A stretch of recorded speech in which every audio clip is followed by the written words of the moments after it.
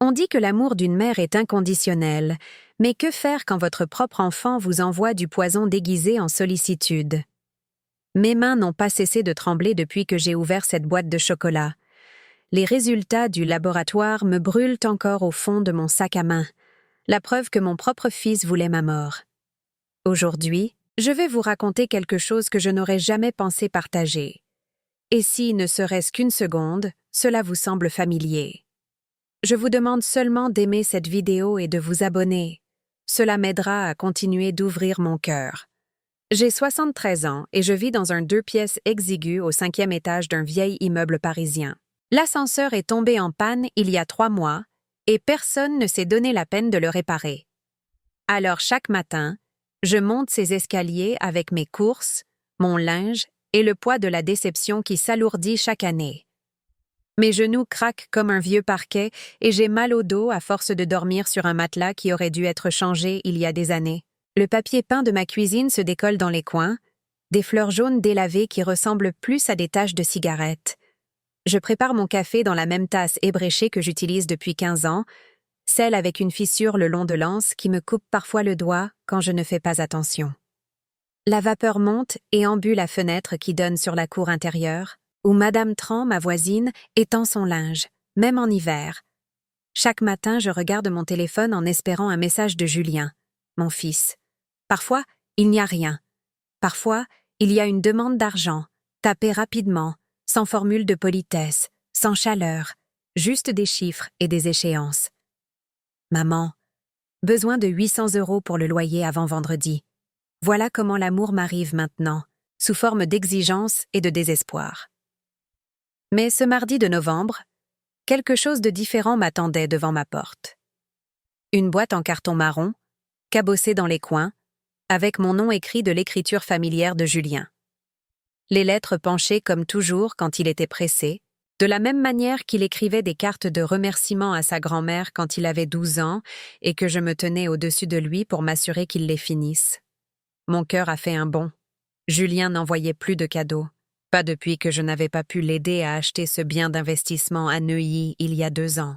Je lui avais dit que j'avais déjà pris une 2e hypothèque sur cet appartement pour l'aider pendant son divorce et que je ne pouvais tout simplement plus rien faire. Il m'avait raccroché au nez ce jour-là et nos conversations étaient devenues plus courtes, plus froides, plus transactionnelles. Mais là, il y avait une boîte avec mon nom dessus. Et en dessous, en plus petites lettres, pour la santé de maman. J'ai cherché mes clés, manquant de les faire tomber 2 fois avant de réussir à ouvrir la porte. À l'intérieur, je me suis assise à ma petite table de cuisine, celle qui est bancale parce qu'un pied est plus court que les autres, et j'ai ouvert le paquet avec précaution. Il y avait des chocolats noirs dans une jolie boîte, du genre que je m'achetais quand je travaillais aux Galeries Lafayette, et que j'avais un peu d'argent en plus chaque mois. Mais sous les chocolats, enveloppés dans du papier de soie, il y avait des bouteilles. De petites bouteilles brunes avec des étiquettes blanches, du genre de celles qu'on voit dans les magasins bio. Les étiquettes disaient « Complexe multivitaminé premium » et « Soutien articulaire avancé ». J'ai tenu une des bouteilles à la lumière qui filtrait par la fenêtre de ma cuisine.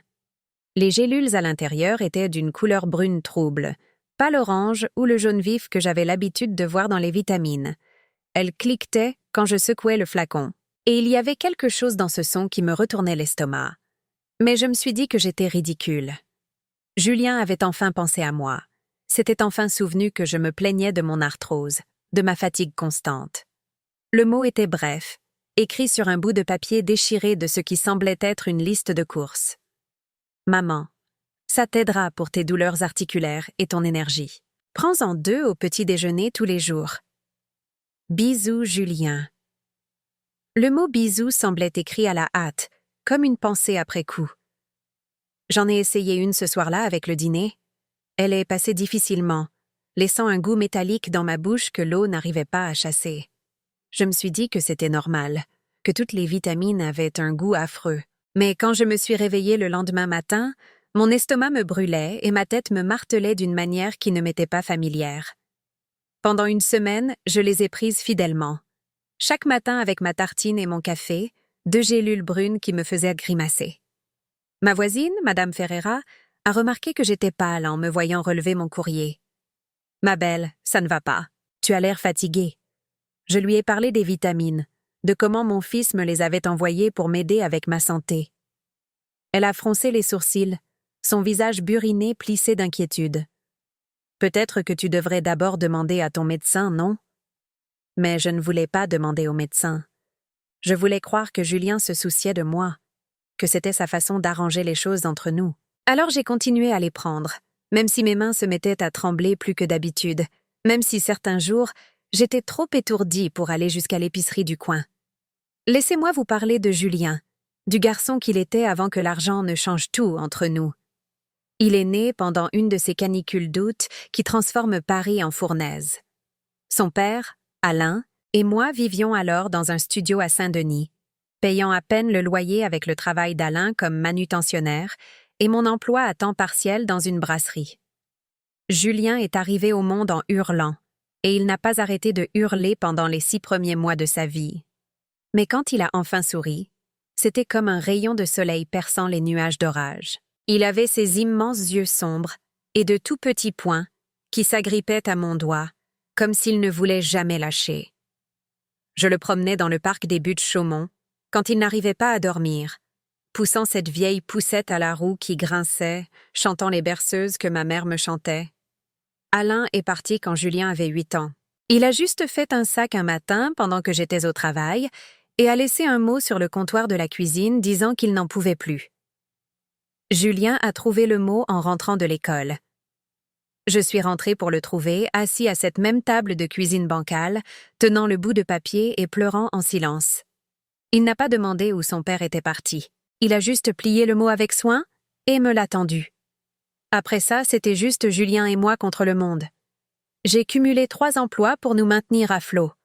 Le matin à la brasserie, l'après-midi à nettoyer des bureaux à la Défense, le soir à garder les enfants des voisins pour un peu d'argent en plus. Julien a appris à se faire son petit déjeuner, à aller à l'école tout seul, à faire ses devoirs seul à cette table de cuisine pendant que je m'effondrais sur le canapé entre 2 services. Mais nous étions une équipe à l'époque. Il me gardait les meilleurs morceaux de son déjeuner, un biscuit ou une pomme, enveloppés dans une serviette dans son sac à dos. Quand je rentrais épuisée, il me préparait un thé dans ma tasse ébréchée et me racontait sa journée. Nous regardions de vieux films ensemble le vendredi soir, partageant un bol de pop-corn et rêvant du jour où la chance tournerait. J'ai tout sacrifié pour l'avenir de ce garçon. Quand il a été accepté à l'université, j'ai contracté des prêts que je savais que je ne pourrais jamais rembourser. J'ai vendu les bijoux de ma mère, la seule chose de valeur que je possédais, pour l'aider à payer ses livres. Quand il a voulu étudier un semestre à l'étranger, j'ai fait des doubles services pendant 6 mois pour lui envoyer de l'argent de poche. « Maman, tu es la meilleure », disait-il, en me serrant fort dans ses bras quand je lui tendais un autre chèque. « Je te rembourserai un jour, c'est promis. Je me rattraperai. » Et je le croyais parce que je voulais le croire, parce que l'espoir d'une mère est parfois plus fort que le bon sens. Après l'université, Julien a trouvé un travail dans la finance. Rien d'extraordinaire au début, juste un poste de débutant dans une petite société à la Défense. Mais soudain, il portait des costumes chers et parlait d'investissement, d'actions, de faire fortune en bourse. Il a emménagé dans un bel appartement en ville, a commencé à sortir avec une femme qui travaillait dans l'immobilier et portait des sacs de créateurs. C'est là que les demandes ont commencé. Plus pour de petites sommes, mais pour de l'argent sérieux. « Maman, j'ai cette opportunité d'investir dans les crypto-monnaies, mais j'ai besoin de 5 000 € pour commencer. Maman, Sophie et moi voulons verser un acompte pour un appartement, mais il nous manque juste un peu pour l'apport. Maman, ma voiture a été saisie et j'ai besoin d'aide pour la récupérer. À chaque fois, j'ai trouvé un moyen. J'ai hypothéqué mon appartement, le même appartement dans lequel je vivais depuis 20 ans, la seule chose stable que Julien et moi ayons jamais eue. J'ai utilisé mes cartes de crédit, empruntées sur mon petit fonds de retraite. Je me disais que c'était un investissement dans son avenir, dans notre avenir commun. Il allait devenir riche un jour, et il prendrait soin de moi comme je m'étais occupée de lui. Mais les promesses ont commencé à être assorties de conditions. « Maman, je ne peux pas t'appeler toutes les semaines comme avant. Je suis vraiment très occupée par le travail. Maman, peut-être que tu ne devrais pas venir au dîner de famille ce dimanche. Les parents de Sophie viennent, et ça pourrait être gênant. Maman, je n'ai plus besoin que tu fasses ma lessive quand je viens. Je peux m'en occuper moi-même. La distance s'est creusée lentement, comme une fissure dans un mur qu'on ne remarque pas jusqu'à ce que tout s'écroule. Les appels téléphoniques sont devenus des SMS. Les SMS sont devenus le silence. Les visites sont devenues rares, puis plus rares, puis presque inexistantes. Julien a épousé Sophie lors d'une petite cérémonie à Deauville. Je l'ai appris par une publication sur Facebook. Une photo d'eux s'embrassant sur la plage avec la légende Monsieur et Madame Dubois. J'ai regardé cette photo pendant 1 heure, essayant de comprendre comment mon fils pouvait se marier sans me le dire, sans m'inviter, sans même vouloir que je sois là. Quand je l'ai appelé, en larmes, il était plus agacé que désolé. « Maman, c'était juste un petit truc, en famille seulement. »« Et moi, je suis quoi alors ?» ai-je demandé. « Tu es ma mère, mais la famille de Sophie est différente. Ils ont d'autres attentes, d'autres attentes. » Cette phrase m'a hantée pendant des mois. Je l'ai retournée dans mon esprit comme une pierre, essayant de comprendre ce que cela signifiait. Est-ce que cela signifiait qu'il s'attendait à ce que les mères soient silencieuses, invisibles, peu exigeantes? Est-ce que cela signifiait que j'avais fait quelque chose de mal en cumulant 3 emplois pour le soutenir, en hypothéquant ma maison pour ses rêves? La naissance de leur fille, Chloé, aurait dû nous rapprocher. Je pensais que devenir père rappellerait peut-être à Julien ce que la famille signifiait, l'aiderait à comprendre pourquoi j'avais tant sacrifié pour lui. Quand j'ai appris que Sophie était enceinte, j'ai commencé à tricoter de petites couvertures, à économiser pour un berceau, m'imaginant comme la grand-mère qui garderait, gâterait et aimerait inconditionnellement. Mais quand Chloé est née, je l'ai appris dans une autre publication sur Facebook. Une photo de l'hôpital de Sophie tenant un petit paquet rose, avec Julien rayonnant à ses côtés. « Bienvenue au monde, Chloé Marie Dubois », disait la légende. La plus belle fille du monde. J'ai appelé l'hôpital et demandé à être transférée dans la chambre de Sophie. Julien a répondu au téléphone, et quand j'ai entendu l'épuisement dans sa voix, mon cœur s'est adouci. « Julien, mon chéri, félicitations.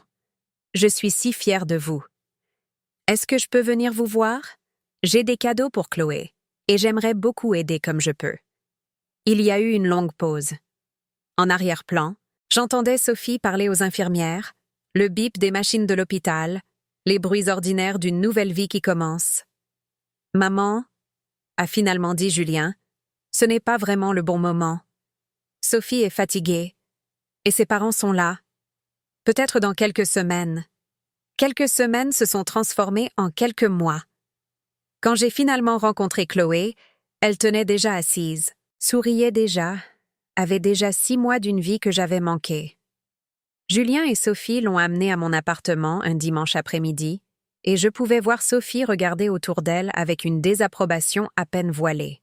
Le papier peint qui s'écaille, la table bancale, le logement exigu où j'avais élevé son mari semblait soudain minable et embarrassant à travers ses yeux.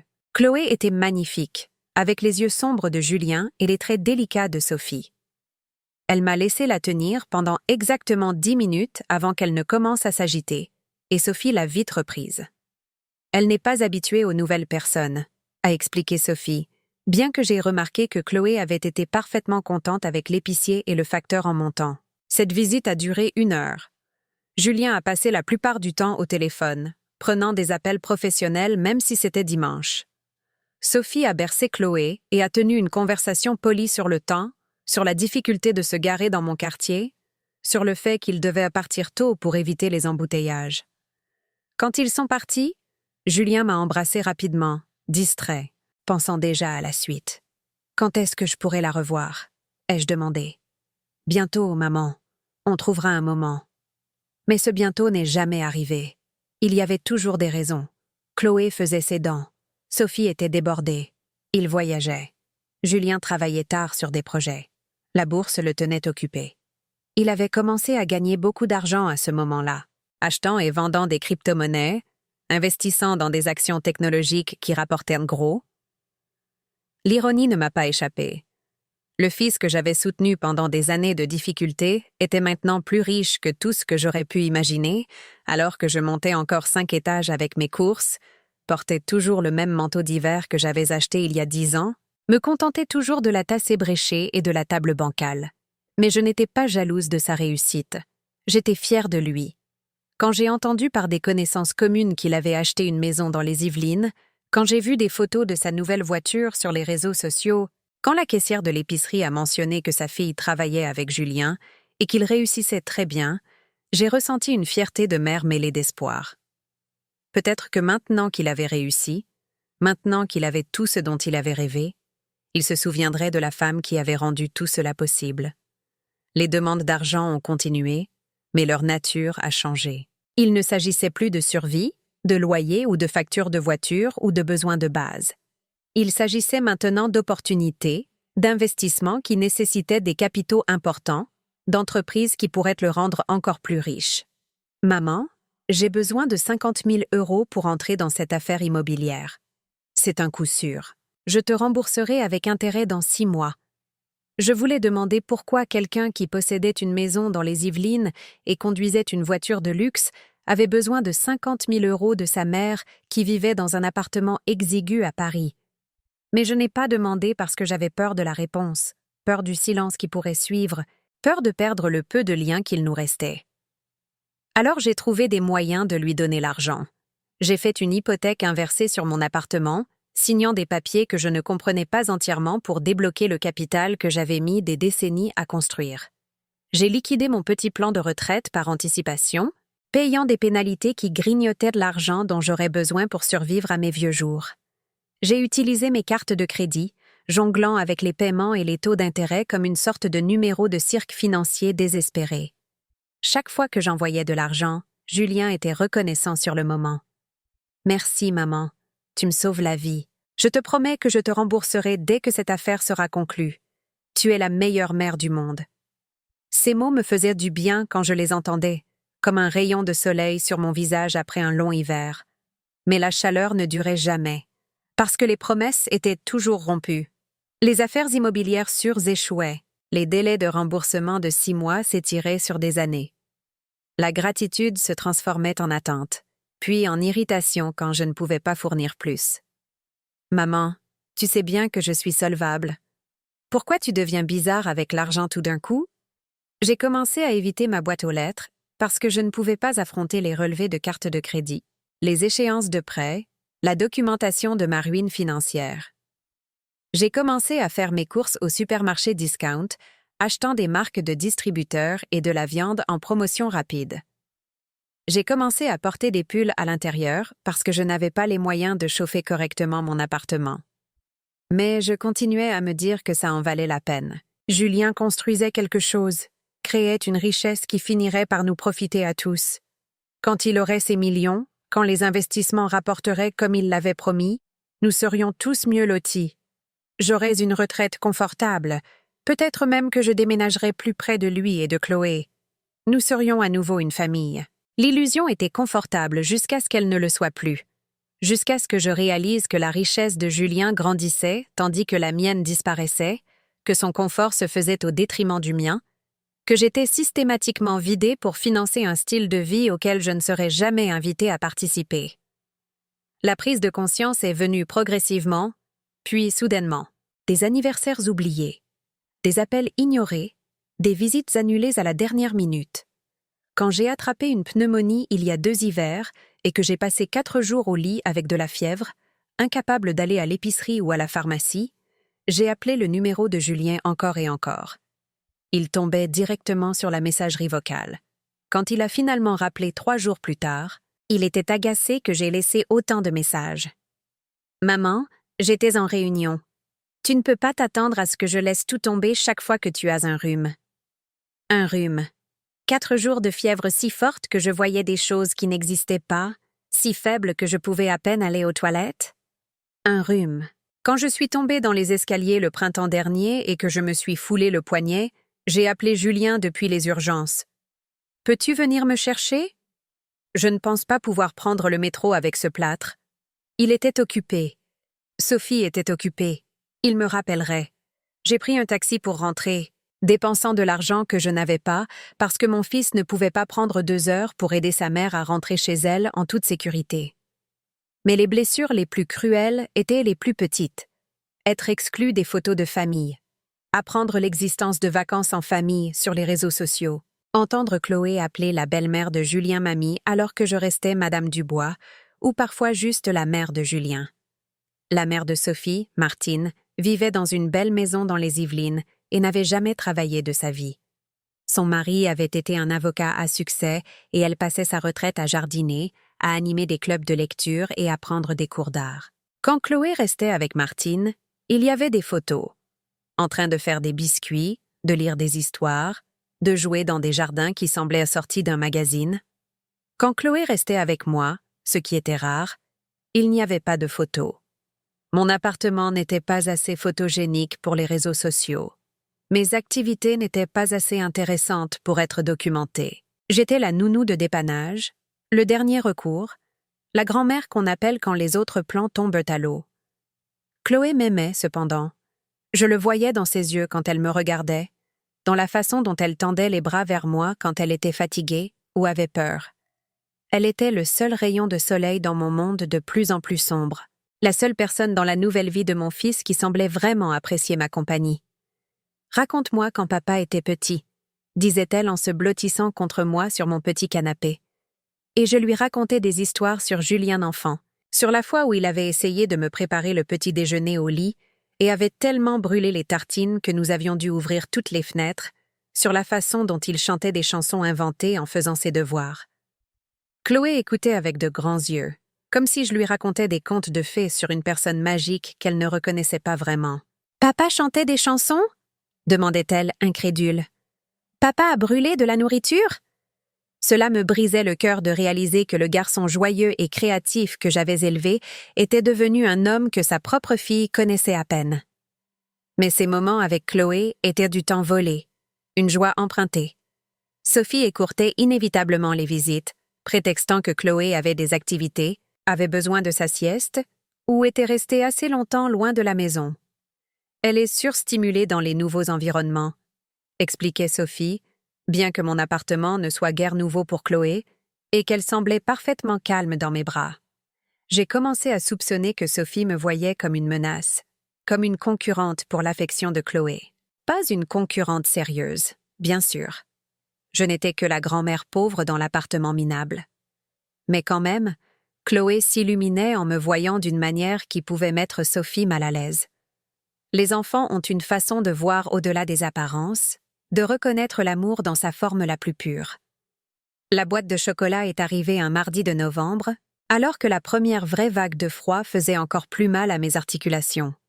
Je m'étais plainte de la douleur de l'arthrose lors d'une de mes conversations téléphoniques de plus en plus rares avec Julien, mentionnant que je n'avais plus les moyens d'acheter les bons anti-inflammatoires, que je me contentais d'aspirine générique qui n'aidait guère. « Tu devrais peut-être essayer des vitamines, maman.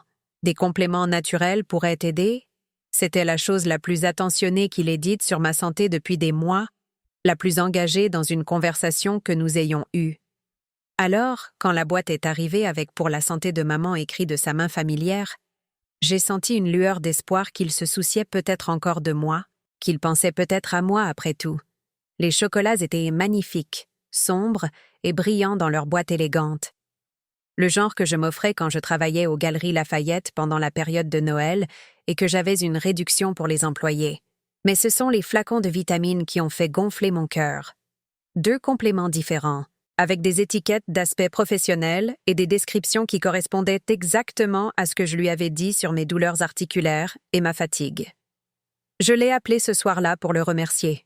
« Julien, mon chéri, les vitamines sont arrivées aujourd'hui. C'est tellement gentil de ta part. » Il y a eu une pause, comme s'il avait oublié de quoi je parlais. Ah oui, les vitamines. Bien, j'espère qu'elles aideront.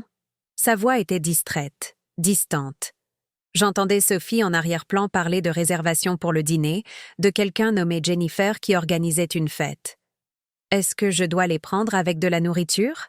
Ai-je demandé, essayant de prolonger la conversation, de m'accrocher à ce moment d'attention de sa part. Comme tu veux, maman, Suis juste les instructions sur le flacon. Une autre pause. Écoute, je dois y aller. On retrouve des amis pour dîner. La ligne a été coupée avant que je puisse dire au revoir. Mais j'étais quand même reconnaissante. Il avait pensé à moi, dépensé de l'argent pour moi, essayé de soulager ma douleur. Ce premier soir, j'ai pris les vitamines avec le dîner, avalant les gélules brunes avec de l'eau et ignorant l'arrière-goût métallique. C'était de l'amour, n'est-ce pas? C'était Julien qui montrait son affection de la seule manière qu'il connaissait. Les effets secondaires ont commencé presque immédiatement. Mes mains tremblaient plus que d'habitude, ce qui rendait difficile de tenir ma tasse de café sans en renverser. Mon estomac me brûlait, surtout le matin, comme si j'avais avalé de l'acide. J'avais des vertiges en me levant. Je devais m'agripper au comptoir jusqu'à ce que le monde cesse de tourner. Je me suis dit que c'était des réactions normales, que mon corps avait besoin de temps pour s'adapter aux compléments.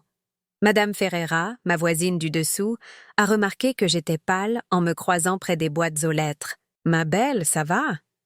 Tu as l'air malade. »« Juste fatiguée, » ai-je dit, bien que ce soit plus que de la fatigue. C'était une faiblesse profonde, une sensation que mon corps s'éteignait lentement. Mon fils m'a envoyé des vitamines pour mon arthrose. Peut-être qu'elles sont juste fortes. Madame Ferreira a froncé les sourcils. Elle était infirmière à la retraite, avait travaillé à l'hôpital Bichat pendant 30 ans avant que son dos ne la lâche. Quel genre de vitamines? Tu devrais vérifier avec ton médecin avant de prendre de nouveaux compléments, surtout si tu te sens plus mal. Mais je ne voulais pas vérifier avec mon médecin. Je voulais croire que Julien se souciait assez de moi pour rechercher les bons compléments pour moi, qu'il avait passé du temps à penser à ma santé et à mon confort. Je voulais que ce soit le début d'un renouveau, que nous retrouvions notre chemin l'un vers l'autre. Alors j'ai continué à les prendre, même si mes symptômes s'aggravaient. Même si j'ai commencé à avoir du mal à marcher jusqu'à l'épicerie du coin sans être essoufflée. Même si ma vision devenait floue et mes pensées semblaient confuses, comme si je pensais à travers un brouillard épais. C'est Chloé qui m'a fait réaliser que quelque chose n'allait vraiment pas. Elle était en visite un dimanche après-midi, une de ces rares occasions où Julien et Sophie l'amenaient pour 1 heure ou 2. J'étais assise dans mon fauteuil, essayant de me concentrer sur un livre d'images que nous lisions ensemble, quand les mots ont commencé à danser sur la page. « Mamie, ça va ?» a demandé Chloé, sa petite main touchant mon genou. « Tes mains tremblent. » J'ai baissé les yeux et j'ai vu que mes mains tremblaient beaucoup, le livre secoué dans ma prise. « Je vais bien, ma chérie. Juste un peu fatiguée. » Mais Chloé avait l'air inquiète, son visage de 4 ans plissé d'une préoccupation qui ne devrait pas appartenir à quelqu'un de si jeune. « Tu devrais peut-être voir un docteur, mamie. C'est ce que maman dit quand je ne me sens pas bien. » Sophie a entendu et est entrée dans le salon, son expression passant de l'indifférence polie à l'inquiétude. Pas une inquiétude pour moi, exactement, mais une inquiétude que quelque chose puisse clocher devant Chloé. « Vous vous sentez bien? Vous avez l'air très pâle. » Je voulais lui parler des vitamines, de comment je me sentais plus mal depuis que j'avais commencé à les prendre.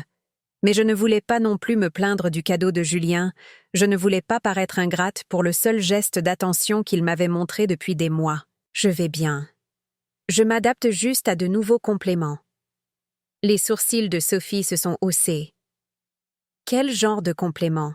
Julien n'a rien mentionné à propos de t'envoyer des vitamines. Ces mots m'ont frappé comme un coup. Julien ne l'avait pas mentionné. Pas à sa femme, pas à la mère de son enfant, pas à la personne qui partageait son lit, ses pensées et ses projets pour l'avenir. Avait-il déjà oublié? Ou y avait-il une autre raison pour laquelle il n'avait pas parlé à Sophie de son cadeau attentionné à sa mère? J'ai marmonné quelque chose sur des compléments pour les articulations et j'ai changé de sujet, mais la graine du doute avait été plantée. Ce soir-là, après leur départ, j'ai regardé les flacons de vitamines sur mon comptoir de cuisine avec un nouveau regard. Les étiquettes semblaient professionnelles, mais en les examinant de plus près, il n'y avait ni nom d'entreprise, ni adresse, ni mention des autorités sanitaires. Les pilules à l'intérieur cliquetaient, et l'odeur quand j'ouvrais les flacons était âcre et chimique, rien à voir avec le parfum terreux des vitamines que j'avais prises par le passé. Mais je ne voulais toujours pas croire ce que mon instinct me disait. Julien pouvait être distant, égoïste, avoir oublié la mère qui avait tout sacrifié pour sa réussite. Mais il ne me ferait pas de mal, n'est-ce pas? Le doute m'a rongé pendant des jours. J'ai arrêté de prendre les vitamines, mais je ne les ai pas jetées, les gardant sur le comptoir comme des preuves que je n'étais pas prête à examiner. Mes symptômes ont commencé à s'améliorer presque immédiatement.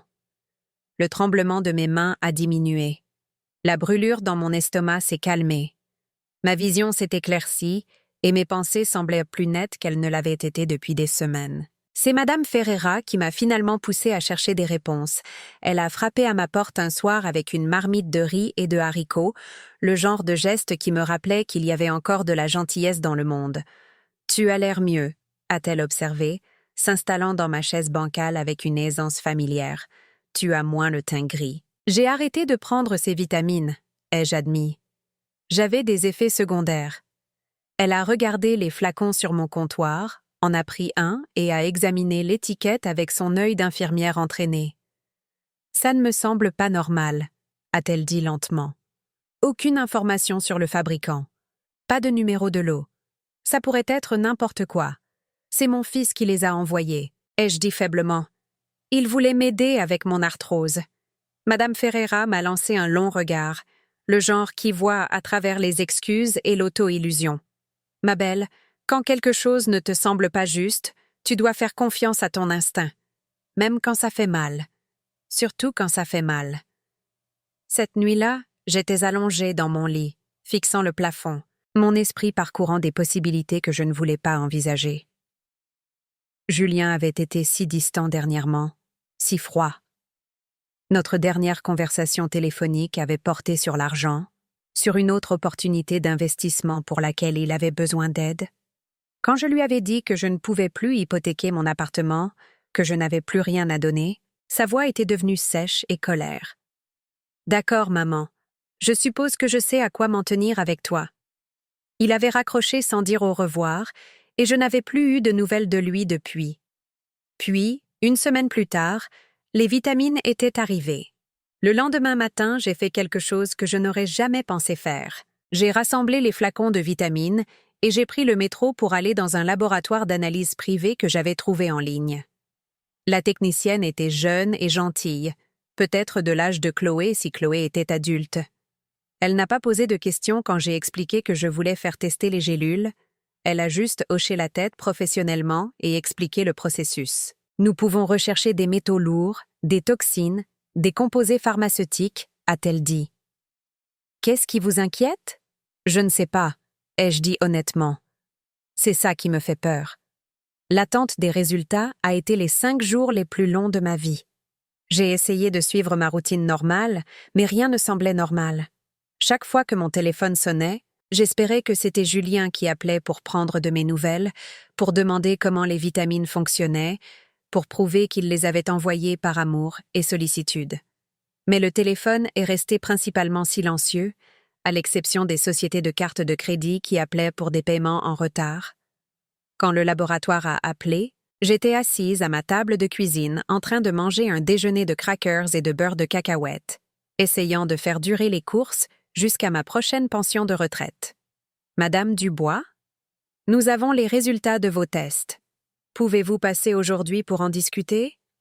Le ton de la voix de la technicienne m'a tout dit. On ne demande pas à quelqu'un de venir en urgence pour discuter de bonnes nouvelles. Au laboratoire, la même jeune femme qui avait pris mes échantillons était assise en face de moi avec un dossier rempli de papiers et une expression de choc à peine contenue.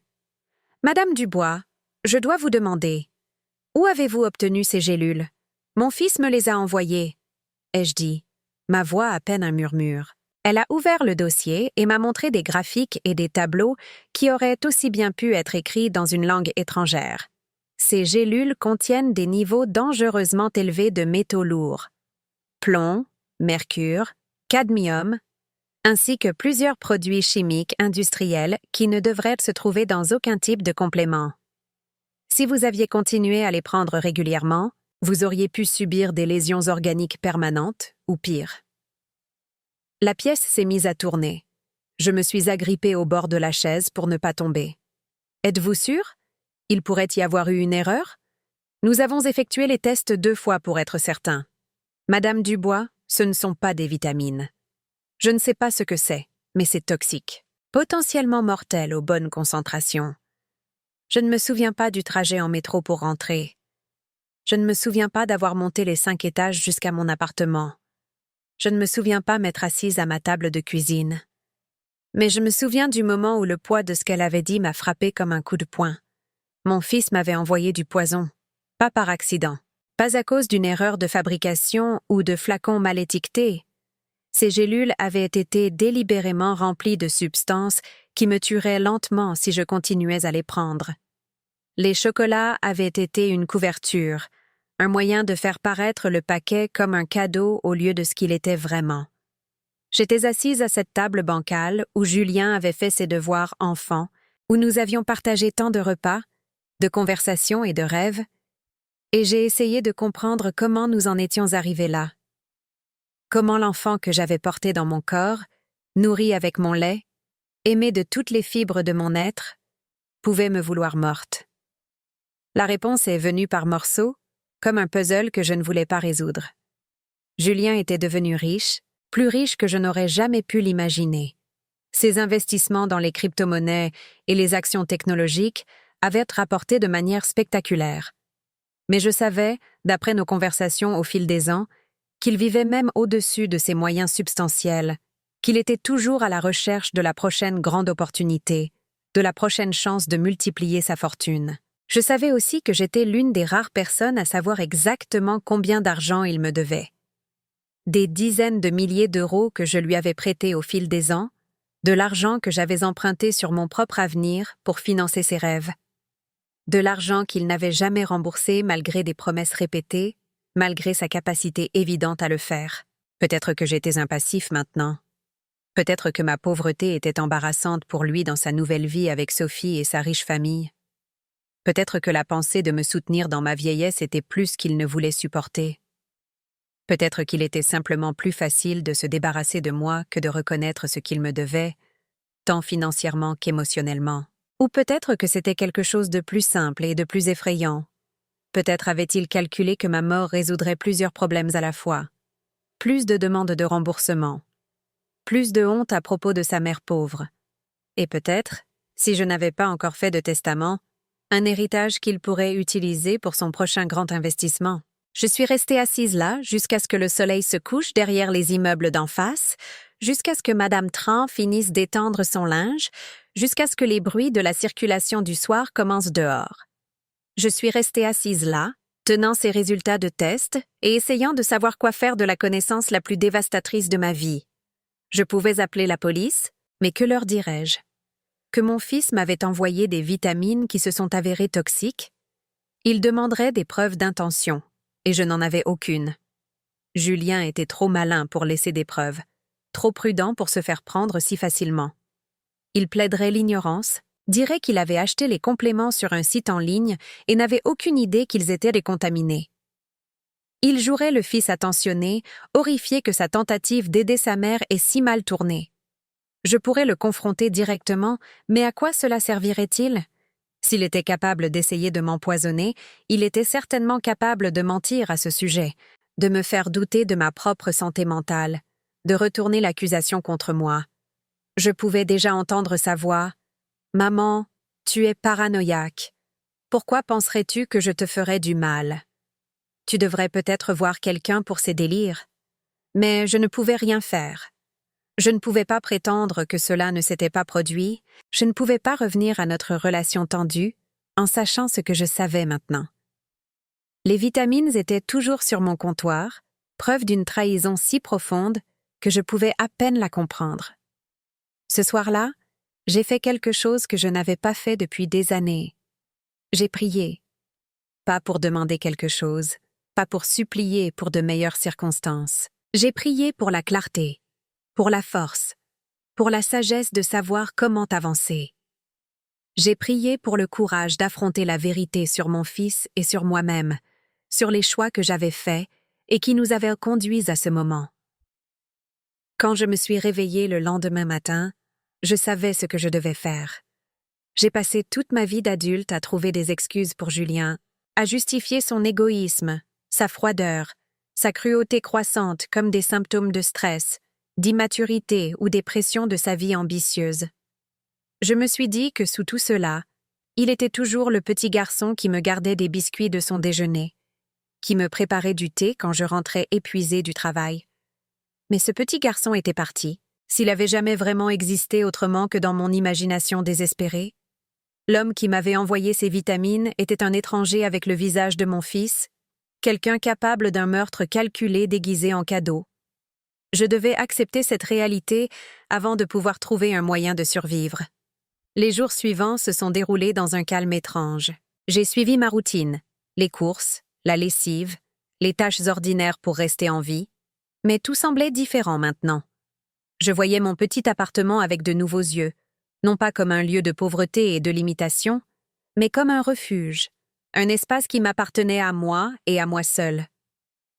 J'ai remarqué des choses que j'avais négligées auparavant, la façon dont la lumière du matin tombait sur ma table de cuisine, les bruits des enfants jouant dans la cour en bas, l'odeur de la cuisine de Madame Tran qui flottait à travers les murs minces.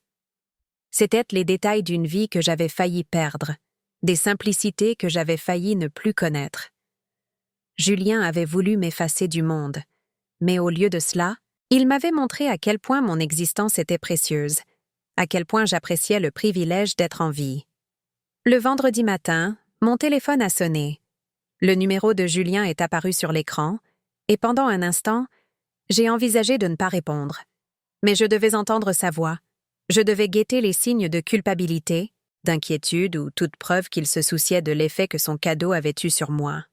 « Bonjour maman, je prends juste de tes nouvelles. »« Comment te sens-tu » Son ton était désinvolte, presque ennuyé.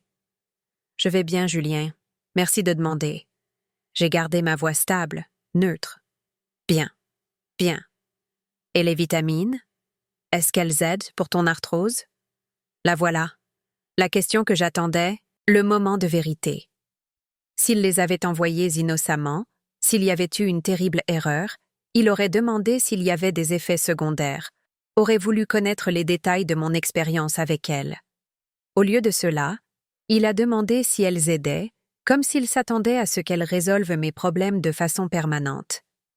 J'ai arrêté de les prendre, ai-je dit. Elles me rendaient malade. Une pause. Malade comment? Des vertiges? Des nausées? Les mains qui tremblent. J'ai énuméré les symptômes que j'avais ressentis, attendant sa réaction. C'est bizarre. Tu devrais peut-être essayer de les prendre avec de la nourriture au lieu d'un jeûne. Il n'y avait aucune inquiétude dans sa voix, aucune suggestion de voir un médecin, aucune offre de les remplacer par autre chose. Juste une recommandation désinvolte de continuer à ingérer les toxines qu'il m'avait envoyées. À ce moment-là, j'ai su avec une certitude absolue qu'il avait l'intention que ces vitamines me fassent du mal. En fait, ai-je dit, je les ai fait analyser dans un laboratoire. Elles contenaient des métaux lourds et des produits chimiques industriels. Le technicien a dit qu'elles auraient pu causer des dommages organiques permanents si j'avais continué à les prendre. Le silence qui a suivi a duré si longtemps que j'ai cru que l'appel avait été coupé. Quand Julien a finalement parlé, sa voix était différente, plus froide. « C'est ridicule, maman. Je les ai commandés chez un fournisseur réputé. Peut-être que le laboratoire a fait une erreur, ou peut-être que tu as confondu les flacons avec autre chose. » Il mentait. Je pouvais l'entendre maintenant, reconnaître le changement subtil dans son ton que j'avais manqué ou ignoré tant de fois auparavant. C'était la voix qu'il utilisait quand il calculait, quand il essayait de gérer une situation plutôt que d'y répondre honnêtement. Je suis sûre que le laboratoire a été minutieux, ai-je dit. Je voulais te le faire savoir au cas où d'autres auraient commandé chez le même fournisseur. D'accord. Eh bien, je vais regarder ça. Et maman, je dois filer. Sophie m'appelle pour un truc avec Chloé. On se parle plus tard. Il a raccroché sans dire au revoir, sans demander si j'allais bien, sans exprimer le moindre soulagement que je n'ai pas été gravement blessée par les compléments toxiques qu'il m'avait envoyés. S'il restait le moindre doute dans mon esprit, cette conversation l'a complètement effacé. Julien avait essayé de me tuer, et quand son plan a échoué, sa principale préoccupation était de gérer la situation pour se protéger. Cet après-midi-là, J'ai pris une décision qui m'aurait semblé impossible quelques semaines auparavant. J'ai appelé ma banque et demandé à parler à quelqu'un pour changer les informations de mon compte. J'ai appelé la caisse de retraite pour me renseigner sur la sécurité des virements. J'ai appelé mes sociétés de cartes de crédit et mis des alertes à la fraude sur mes comptes. Je prenais le contrôle de mes finances, me protégeant d'une exploitation future. Si Julien était capable d'essayer de m'empoisonner, il était certainement capable de me voler plus directement. Je ne pouvais pas prouver qu'il avait falsifié des chèques ou utilisé mes cartes de crédit sans permission, mais je pouvais m'assurer que cela ne se reproduise plus. Le conseiller bancaire a été patient et professionnel, m'expliquant les étapes pour sécuriser mes comptes. « Êtes-vous préoccupée par le vol d'identité, Madame Dubois? » « Quelque chose comme ça, ai-je dit. Je veux m'assurer que personne ne puisse accéder à mon argent sans ma permission explicite. Avez-vous envisagé de changer également vos contacts d'urgence? Parfois, des membres de la famille ou des amis ayant accès au compte peuvent devenir des problèmes si les relations changent. J'ai pensé au nom de Julien sur mes formulaires de contact d'urgence, à son accès à des informations sur mes finances et mes soins médicaux. Une autre vulnérabilité que je n'avais jamais considérée, une autre façon dont il pourrait me faire du mal s'il le voulait. Oui, ai-je dit, j'aimerais changer tout ça. Quand j'ai raccroché, j'ai ressenti quelque chose que je n'avais pas ressenti depuis des années. Un sentiment de contrôle sur ma propre vie. Pendant des décennies, j'avais été réactive, répondant aux besoins, aux demandes et aux crises de Julien. Maintenant, je prenais des mesures proactives pour me protéger, prenant des décisions basées sur mon propre bien-être plutôt que sur sa convenance. C'était terrifiant et libérateur à la fois. Ce week-end-là, j'ai fait autre chose qui aurait été impensable auparavant. Je suis allée voir une avocate. Pas une avocate chic de la capitale dans un tailleur coûteux, mais une avocate de l'aide juridique qui travaillait avec les personnes âgées et à faible revenu. Son bureau était dans un ancien immeuble du quartier, et la salle d'attente sentait le café et ressemblait au salon d'une grand-mère. Jennifer Martinez était plus jeune que Julien, mais plus âgée que Chloé, avec des yeux bienveillants et une façon de parler directe.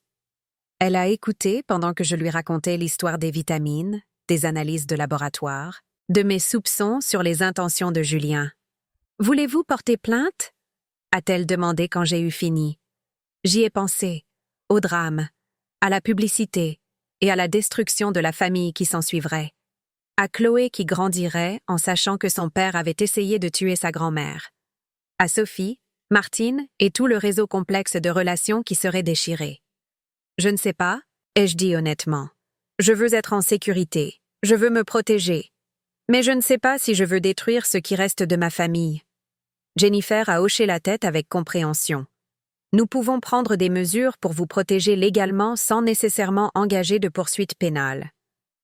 Nous pouvons documenter ce qui s'est passé, obtenir des ordonnances de protection si nécessaire, nous assurer que votre testament et vos directives médicales excluent toute personne qui pourrait ne pas avoir vos meilleurs intérêts à cœur. Pendant l'heure qui a suivi, elle m'a aidé à comprendre mes options. Je pouvais changer mon testament, retirant Julien comme bénéficiaire et exécuteur testamentaire. Je pouvais mettre à jour ma procuration pour soins de santé, m'assurant qu'il n'aurait aucun mot à dire sur mes soins si je devenais incapable. Je pouvais documenter officiellement l'incident des vitamines, créant un dossier légal sans porter plainte. « Madame Dubois, » a dit Jennifer à la fin de notre rencontre, « vous n'avez pas à tout décider aujourd'hui. Mais vous devez savoir que ce que votre fils a fait, si vos soupçons sont corrects, est une tentative de meurtre. Au minimum, c'est de la maltraitance envers une personne âgée. Vous avez des droits et vous avez des options. En rentrant de son bureau, j'ai senti quelque chose changer en moi. Pour la première fois depuis des années, peut-être des décennies, je pensais à mon avenir en termes de ce que je voulais plutôt que de ce dont Julien avait besoin. Je considérais mon propre bien-être comme une priorité plutôt qu'une réflexion après coup. C'était à la fois exaltant et terrifiant. Ce soir-là, j'ai appelé Madame Ferreira et lui ai demandé si elle voulait dîner avec moi. Pas parce que j'avais besoin de quelque chose. Pas parce que j'étais en crise, mais simplement parce que j'appréciais sa compagnie et que je voulais partager un repas avec quelqu'un qui me traitait avec gentillesse et respect. Nous avons cuisiné ensemble dans ma petite cuisine, elle apportant des assaisonnements et des techniques qui ont donné à mes ingrédients simples un goût de fête. Nous avons parlé de nos enfants, du temps qu'il fait, des changements dans le quartier au fil des ans. Mais surtout, nous avons parlé de nous, de nos rêves et de nos déceptions, des femmes que nous avions été et des femmes que nous devenions. Tu sembles différente, a observé Madame Ferreira alors que nous faisions la vaisselle ensemble. Plus forte, en quelque sorte. J'apprends à prendre soin de moi, ai-je dit. C'est plus difficile que je ne le pensais, mais aussi plus facile. Elle a ri, un son plein de compréhension. Je sais ce que tu veux dire. Quand mon fils a déménagé en province et a arrêté d'appeler, j'ai pleuré pendant des mois. Je pensais que ma vie était finie. Mais ensuite, j'ai commencé à faire des choses que j'avais toujours voulu faire, mais pour lesquelles je n'avais jamais eu le temps. J'ai appris à peindre. J'ai rejoint un club de lecture. J'ai découvert que j'aimais être seule avec mes propres pensées. « Il te manque » ai-je demandé. Tous les jours. Mais ce qui ne me manque pas, c'est de me sentir sans valeur, de sentir que je n'existais que quand il avait besoin de quelque chose. Je l'aime, mais je m'aime aussi maintenant. Les deux peuvent être vrais. Cette nuit-là, j'ai mieux dormi que depuis des mois. Pas de cauchemar à propos de Julien, pas d'anxiété à propos de l'argent ou des obligations familiales. Juste un sommeil profond et paisible dans mon propre lit, dans mon propre espace, entouré des petits conforts que je m'étais construits au fil des ans. Quand je me suis réveillée le lendemain matin, j'avais un SMS de Chloé. C'était une photo d'un dessin qu'elle avait fait, des bonshommes allumettes se tenant la main sous un arc-en-ciel. Le texte disait « Tu me manques, mamie. Quand est-ce que je peux te revoir ?» Mon cœur s'est rempli de joie et de tristesse. Chloé était innocente dans tout cela, une enfant qui m'aimait simplement et purement. Mais elle était aussi la fille de Julien, partie de son système familial, soumise à son contrôle et à l'influence de Sophie. La voir signifierait avoir affaire à eux, et je n'étais pas sûre d'être encore prête pour ça. Mais je n'étais pas prête à l'abandonner non plus. Chloé représentait le meilleur de ce que la famille pouvait être. L'amour sans condition, la joie sans coup caché, le lien sans manipulation. J'ai répondu par SMS. « Tu me manques aussi, ma chérie. On se verra bientôt. Je t'aime. » C'était une promesse pour elle et pour moi-même. Quoi qu'il arrive avec Julien, quels que soient les choix que je ferai pour ma propre sécurité et mon bien-être, je n'abandonnerai pas la seule personne de sa famille qui me voyait telle que j'étais vraiment. Les semaines suivantes se sont écoulées tranquillement. Julien n'a pas appelé pour prendre de mes nouvelles ou vérifier ma réaction à l'incident des vitamines. Sophie n'a pas envoyé de SMS avec des photos ou des nouvelles de Chloé. Le silence était éloquent, la confirmation qu'ils attendèrent de voir si son plan avait fonctionné, si j'allais simplement disparaître sans leur causer de problème. Mais au lieu de disparaître, je devenais plus forte. J'ai commencé à me promener dans le quartier, à le voir vraiment pour la première fois depuis des années. J'ai découvert un jardin partagé où des bénévoles s'occupaient de parcelles de légumes et de fleurs, une petite oasis de verdure dans le paysage urbain. Je me suis présentée à la coordinatrice et j'ai demandé s'il y avait des parcelles disponibles. « Nous avons une liste d'attente », a-t-elle dit, « mais nous avons aussi des opportunités de bénévolat si vous êtes intéressés pour aider. » J'ai passé ma première matinée là-bas à désherber des plants de tomates et à cueillir des herbes aromatiques, travaillant aux côtés de personnes de tous âges, passionnées par la culture, par le fait de faire naître la vie de la terre et des graines. Mes mains se sont souvenues de compétences que j'avais oubliées. Un savoir transmis par ma grand-mère qui avait un potager derrière sa maison il y a des décennies. « Vous avez la main verte », a dit Roberto, le coordinateur du jardin. « Avez-vous déjà cultivé des légumes ?» « Il y a longtemps, ai-je dit, surprise de voir à quel point cela me faisait du bien de travailler la terre, de travailler avec mes mains pour quelque chose de beau et de productif. J'avais oublié à quel point j'aimais ça. À la fin de la matinée, je me suis inscrite comme bénévole 2 fois par semaine. Il ne s'agissait pas seulement du jardinage, même si j'adorais ça. Il s'agissait de faire partie de quelque chose de plus grand que moi, de contribuer à la beauté et à la nourriture dans le monde, plutôt que de simplement survivre au jour le jour. En rentrant chez moi, je me suis arrêtée à la bibliothèque et j'ai emprunté des livres sur le jardinage en pot et l'agriculture urbaine. Si je ne pouvais pas avoir une parcelle dans le jardin partagée tout de suite, je pouvais au moins faire pousser des herbes sur mon balcon, apporter de la vie et de la couleur dans mon petit espace. Ce soir-là, j'ai réaménagé mon salon, déplaçant les meubles pour laisser entrer plus de lumière par les fenêtres.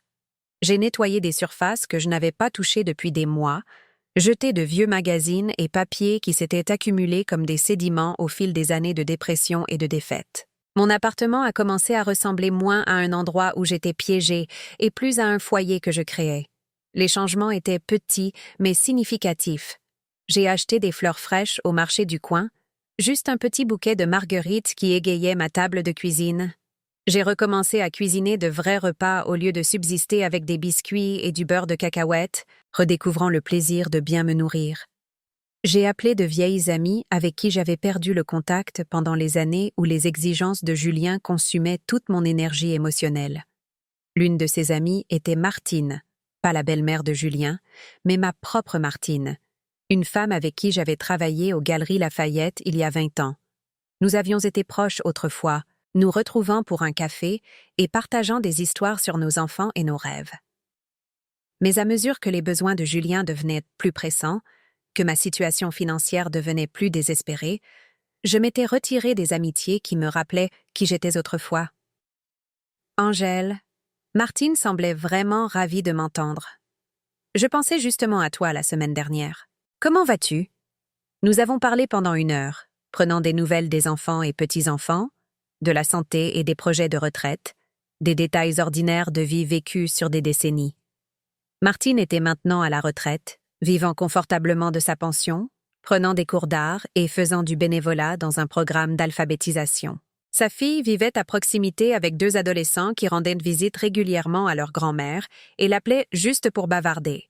« Tu as l'air différente », a dit Martine vers la fin de notre conversation. « Heureuse.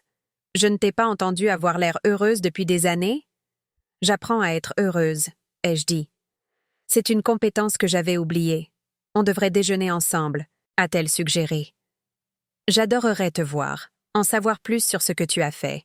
Nous avons pris rendez-vous pour la semaine suivante dans une brasserie, un terrain neutre où nous pourrions parler sans que le poids de ma situation actuelle ne pèse sur nous. » Après avoir raccroché, j'ai réalisé que j'avais hâte, anticipant de renouer avec quelqu'un qui se souvenait de moi comme étant plus que la mère de Julien ou une source de soutien financier.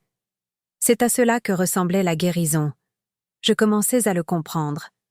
Pas des gestes spectaculaires ou des transformations complètes, mais de petits choix quotidiens pour donner la priorité à mon propre bien-être, pour rechercher le lien, la beauté et le but. C'était l'accumulation de moments où je me choisissais au lieu de choisir de me diminuer pour le confort de quelqu'un d'autre. Mais même si je redécouvrais ma propre force, je savais que la situation avec Julien n'était pas résolue. Il finirait par me recontacter, ne serait-ce que pour voir si son plan avait réussi. Et quand cela arriverait, je devrais être prête avec plus que mon simple épanouissement personnel. Je devrais être prête à le confronter avec la vérité et à me protéger de tout préjudice futur. L'appel est arrivé un jeudi matin début décembre. Je buvais mon café et lisais un article sur la lutte biologique contre les nuisibles pour les jardins en pot quand mon téléphone a sonné. Le nom de Julien est apparu sur l'écran et je l'ai laissé sonner 3 fois avant de répondre, prenant ces moments pour me recentrer et me souvenir de ma force. « Bonjour Julien. »« Maman, comment te sens-tu?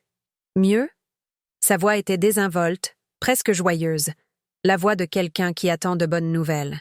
« Beaucoup mieux, merci. » J'ai complètement arrêté de prendre ces vitamines, et tous mes symptômes ont disparu. Oh! Une pause. C'est « Oh, bien. Je suis content que tu ailles mieux. » Il n'avait pas l'air content. Il avait l'air confus, peut-être déçu. Le ton était subtil, mais j'avais appris à écouter les subtilités dans la voix de Julien, à entendre ce qu'il ne disait pas aussi clairement que ce qu'il disait. « Julien, » ai-je dit, « je dois te demander quelque chose, et je veux que tu me dises la vérité. » « D'accord. Où as-tu acheté ces vitamines exactement? J'aimerais signaler la contamination aux autorités compétentes pour que d'autres personnes ne soient pas blessées. » Une autre longue pause. Je pouvais presque l'entendre réfléchir, calculer sa réponse. Tu sais, maman, je ne suis pas sûre de me souvenir. Je commande beaucoup de choses en ligne. Peut-être sur Amazon ou un de ces sites de produits naturels. Je devrais vérifier mes reçus par email. C'était une réponse raisonnable, le genre de réponse qu'une personne innocente pourrait donner. Mais il y avait quelque chose de répété, de trop poli pour quelqu'un qui essayait vraiment de se souvenir où il avait fait un achat. Ce serait utile, ai-je dit. Le technicien du laboratoire a dit que la contamination était suffisamment grave pour être signalée aux autorités sanitaires. Les métaux lourds et les produits chimiques industriels ne sont pas le genre de choses qui se retrouvent accidentellement dans des gélules de vitamines. Le technicien du laboratoire? La voix de Julien s'est légèrement durcie. Tu veux dire que tu les as vraiment fait analyser? Bien sûr que je l'ai fait. Quand des compléments te rendent violemment malade, tu cherches à savoir pourquoi. J'ai gardé un ton factuel, comme si c'était la réponse la plus naturelle du monde. D'accord. Bien sûr. C'était malin. Mais il n'avait pas l'air de penser que c'était malin. Il avait l'air de penser que c'était problématique. Je t'enverrai les résultats du laboratoire par email, ai-je dit. Comme ça, tu auras les détails techniques à inclure dans ta plainte auprès de ton fournisseur. Non, la réponse a été trop rapide, trop sèche. Je veux dire, ce n'est pas nécessaire. Je m'en occuperai de mon côté. Et voilà, la confirmation que j'attendais. Une personne innocente voudrait voir ses résultats de laboratoire, serait horrifiée par les preuves de contamination, serait impatiente de tout faire pour empêcher que d'autres ne soient blessés. Julien ne voulait pas voir les preuves parce qu'il savait déjà ce qu'elles montreraient. D'accord, ai-je dit calmement. Mais si tu changes d'avis, fais-le-moi savoir. Nous avons parlé quelques minutes de plus de choses superficielles. Le temps, les activités scolaires de Chloé, ses projets professionnels. Mais le sous-entendu était clair pour nous deux maintenant. Je savais ce qu'il avait fait. Il savait que je savais. Et nous essayions tous les deux de savoir ce qui allait suivre. Après avoir raccroché, je suis restée assise dans ma cuisine, tenant le téléphone et m'émerveillant de mon calme. Il y a 6 mois, cette conversation m'aurait dévastée, m'aurait fait sombrer dans le doute, l'autoculpabilisation et des tentatives désespérées pour préserver notre relation à tout prix. Maintenant, je me sentais triste mais pas surprise, blessée mais pas anéantie. La différence, c'est que je n'avais plus besoin de Julien pour valider ma valeur ou confirmer ma réalité. Je savais qui j'étais indépendamment de son opinion sur moi. Je savais ce qui s'était passé indépendamment de sa volonté de le reconnaître. Et je savais ce que je devais faire pour me protéger, quel que soit le coût pour notre relation. Cet après-midi-là, j'ai appelé Jennifer Martinez et pris un autre rendez-vous. Il était temps de prendre les mesures suivantes pour me protéger légalement et financièrement. Quelle que soit la confrontation avec Julien qui m'attendait, je voulais y être préparée. Les fêtes de fin d'année approchaient, et avec elles les attentes traditionnelles de réunions de famille et de joie forcée. Les années précédentes, j'avais passé Noël à marcher sur des œufs, essayant de naviguer entre les humeurs de Julien et l'hostilité subtile de Sophie, tout en chérissant les quelques moments que je pouvais voler avec Chloé. Les fêtes étaient devenues des exercices d'endurance plutôt que de célébration. Cette année serait différente. Cette année, j'avais le choix. Quand Sophie a appelé à la mi-décembre pour discuter des projets de Noël, sa voix portait le ton familier de l'obligation polie. Nous pensions organiser le dîner de Noël cette année. Rien de sophistiqué, juste la famille. Peux-tu venir dans les Yvelines le jour de Noël? Autrefois, j'aurais dit oui immédiatement, reconnaissante d'être incluse, peu importe à quel point je me sentais malvenue une fois arrivée. Cette année, je me suis surprise à me demander si je voulais vraiment passer Noël avec des gens qui me voyaient au mieux comme un fardeau, au pire comme une cible. Laisse-moi vérifier mon emploi du temps et je te rappelle, ai-je dit. Sophie a semblé surprise. Ton emploi du temps? Tu ne passes pas habituellement Noël seule? La question m'a piquée, mais elle a aussi révélé quelque chose d'important. Sophie supposait que je n'avais pas de vie en dehors d'attendre les invitations de la famille de Julien, pas d'amis, d'activités ou d'engagements qui pourraient entrer en conflit avec leurs plans. Elle me voyait comme quelqu'un de pathétique et d'isolé, qui serait reconnaissant des miettes d'attention qu'ils offraient.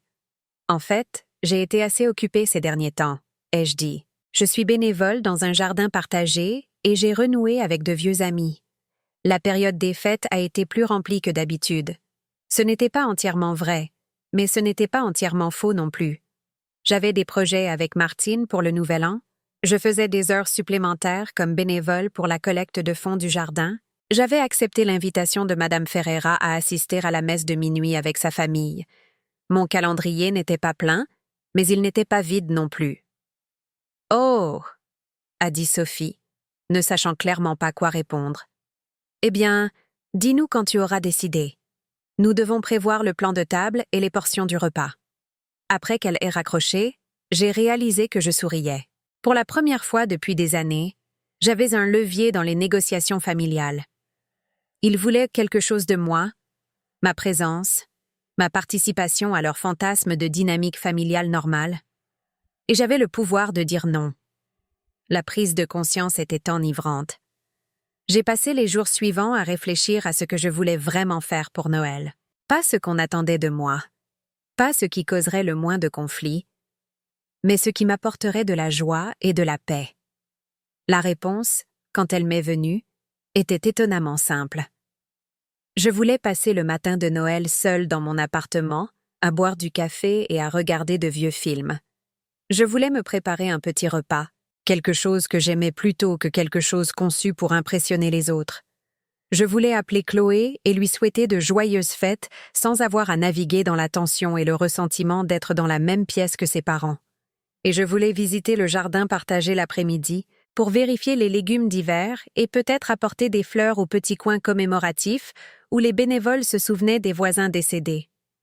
Ce serait calme et paisible, une célébration de la vie et de la croissance plutôt que de l'obligation et de la performance. Quand j'ai rappelé Sophie, ma voix était stable et claire. « Merci pour l'invitation, mais je ne pourrai pas venir au dîner de Noël. J'ai d'autres engagements. » Le silence a duré si longtemps que j'ai cru qu'elle avait raccroché. Quand elle a finalement parlé, sa voix était sèche, avec une irritation mal dissimulée. « D'autres engagements? Quel genre d'engagement? » « Personnel, ai-je dit, sans donner plus d'explications. Julien ne va pas être content. Il se réjouissait de te voir. C'était un mensonge, et nous le savions toutes les deux. Julien n'avait exprimé aucun enthousiasme à l'idée de me voir depuis des mois. Au contraire, ma présence aux réunions de famille semblait l'irriter, un rappel d'obligation et d'une histoire qu'il préférait oublier. Je suis désolée de le décevoir, ai-je dit, bien que je ne sois pas désolée du tout. Peut-être qu'on pourra organiser une visite une autre fois. Après avoir raccroché, j'ai ressenti un flot d'émotions. La fierté de m'être défendue. L'excitation de passer les fêtes selon mes propres termes. Et oui, la tristesse pour les liens familiaux que je choisissais de sacrifier pour mon propre bien-être. Mais la tristesse semblait pure en quelque sorte. Un deuil honnête pour quelque chose qui avait été perdu il y a longtemps plutôt qu'un attachement désespéré à quelque chose qui n'avait jamais vraiment existé. Le matin de Noël a été tout ce que j'avais espéré. Je me suis réveillée naturellement, sans réveil, et j'ai préparé du café dans ma tasse préférée. Celle qui était fissurée et me coupait parfois le doigt, mais qui m'avait accompagnée pendant tant de matins. J'ai regardé un vieux film à la télévision, me souvenant comment ma mère pleurait pendant la scène finale. Je me suis cuisiné un petit rôti de dinde et une vraie purée de pommes de terre. Le genre qui prend une éternité à préparer, mais qui n'a rien à voir avec la version instantanée dont je me nourrissais. J'ai mis ma table avec mes belles assiettes, celles que je gardais pour des invités qui ne venaient jamais, et j'ai mangé lentement, savourant chaque bouchée. Vers midi, Chloé a appelé. Sa voix était pétillante d'excitation à propos de ses cadeaux et de sa journée, mais je pouvais entendre des questions sous son bavardage. « Mamie, pourquoi tu n'es pas venue au dîner de Noël? Papa a dit que tu étais occupée, mais tu m'as manqué. » Mon cœur s'est serré. C'était la partie la plus difficile de me protéger, savoir que mes choix affectaient Chloé même si elle était innocente de la cruauté de ses parents. Tu m'as manqué aussi, ma chérie. Parfois, les adultes doivent prendre des décisions difficiles, mais ça ne veut pas dire que je t'aime moins. Je peux te voir bientôt.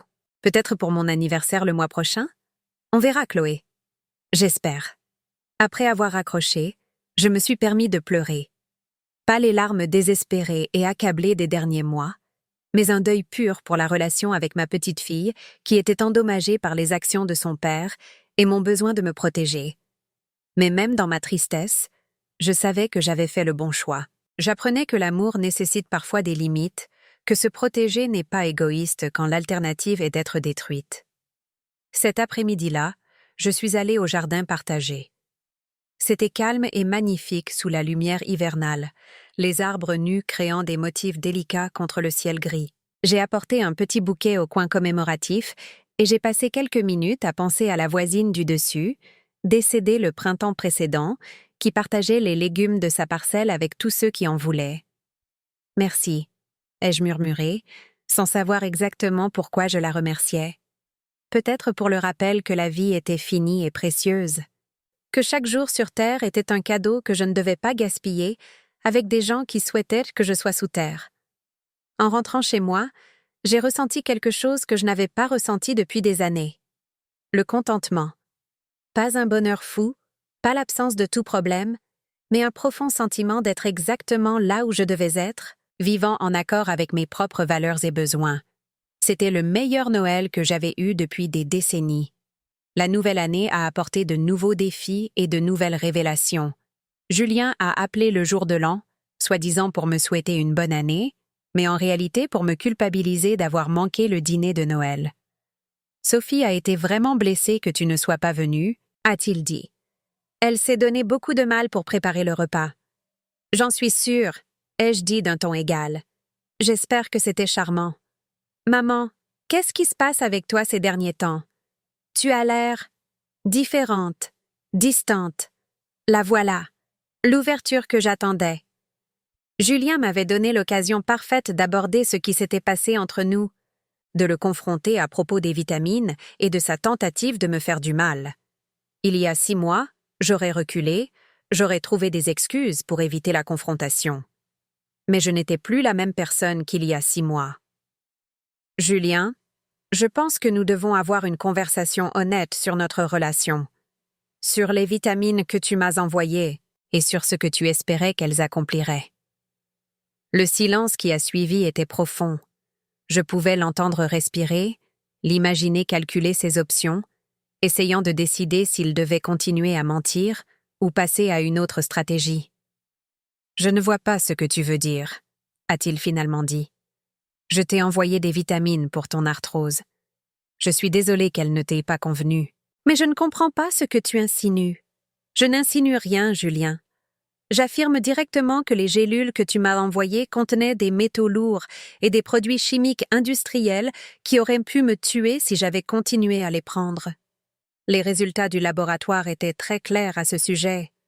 Les résultats du laboratoire? » Sa voix était tendue maintenant, contrôlée. « Maman, je pense que tu réagis de manière excessive à… » « Je ne réagis pas de manière excessive, » l'ai-je interrompu. « Je réagis de manière appropriée à une tentative d'attentat à ma vie. Et je veux savoir pourquoi. Qu'espérais-tu gagner de ma mort? » Les mots flottaient dans l'air entre nous. Une fois prononcés, ils ne pouvaient pas être repris. Nous avions franchi une ligne, passant du sous-entendu à la confrontation directe, du soupçon à l'accusation. « C'est fou, maman. Pourquoi voudrais-je te faire du mal? Tu es ma mère. » « Je ne sais pas pourquoi, Julien. C'est ce que je te demande. Est-ce l'argent que tu me dois? Est-ce l'embarras de ma situation financière? Est-ce simplement plus facile d'hériter du peu que j'ai que de me soutenir en vieillissant? Je n'arrive pas à croire que nous ayons cette conversation. Tu parles comme si j'étais une sorte de criminel, comme si j'étais capable de meurtre. Je t'aime, maman. Je ne te ferai jamais de mal. » Mais même en prononçant ces mots, son ton le trahissait. Il n'y avait aucun choc dans sa voix, aucune horreur sincère d'être accusé de tentative de meurtre. Il n'y avait que du calcul, le son de quelqu'un essayant de gérer une situation difficile plutôt que de répondre à un malentendu dévastateur. « Si tu m'aimes, » ai-je dit, « alors prouve-le. Montre-moi le reçu de l'endroit où tu as acheté ces vitamines. Donne-moi le nom de l'entreprise pour que je puisse suivre l'affaire de contamination. Aide-moi à comprendre comment cela a pu arriver si c'était vraiment un accident. Je n'ai plus ces informations. Je supprime la plupart de mes reçus par email pour garder ma boîte de réception propre. » C'était un faible mensonge, et il le savait. À une époque où tout est numérique et consultable, où Amazon conserve les historiques d'achat pendant des années, prétendre n'avoir aucune trace d'un achat récent était invraisemblable. « Julien, ai-je dit doucement, je sais que tu as essayé de m'empoisonner. Je sais que ce n'était pas un accident. Ce que je ne sais pas, c'est pourquoi, ou ce que tu prévois de faire maintenant que ça n'a pas marché. » L'aveu est resté entre nous comme une pierre jetée dans une eau calme, des ondulations se propageant pour perturber tout ce que nous avions soigneusement évité de reconnaître. « Si c'est ce que tu crois vraiment, » a dit Julien finalement, « alors je suppose que nous n'avons plus rien à nous dire. » « Je suppose que non. » Il a raccroché sans dire au revoir, et je suis restée assise dans ma cuisine, tenant le téléphone et me sentant étrangement libérée. La comédie était terminée. La danse prudente autour des vérités difficiles était finie. Nous savions tous les deux où nous en étions maintenant.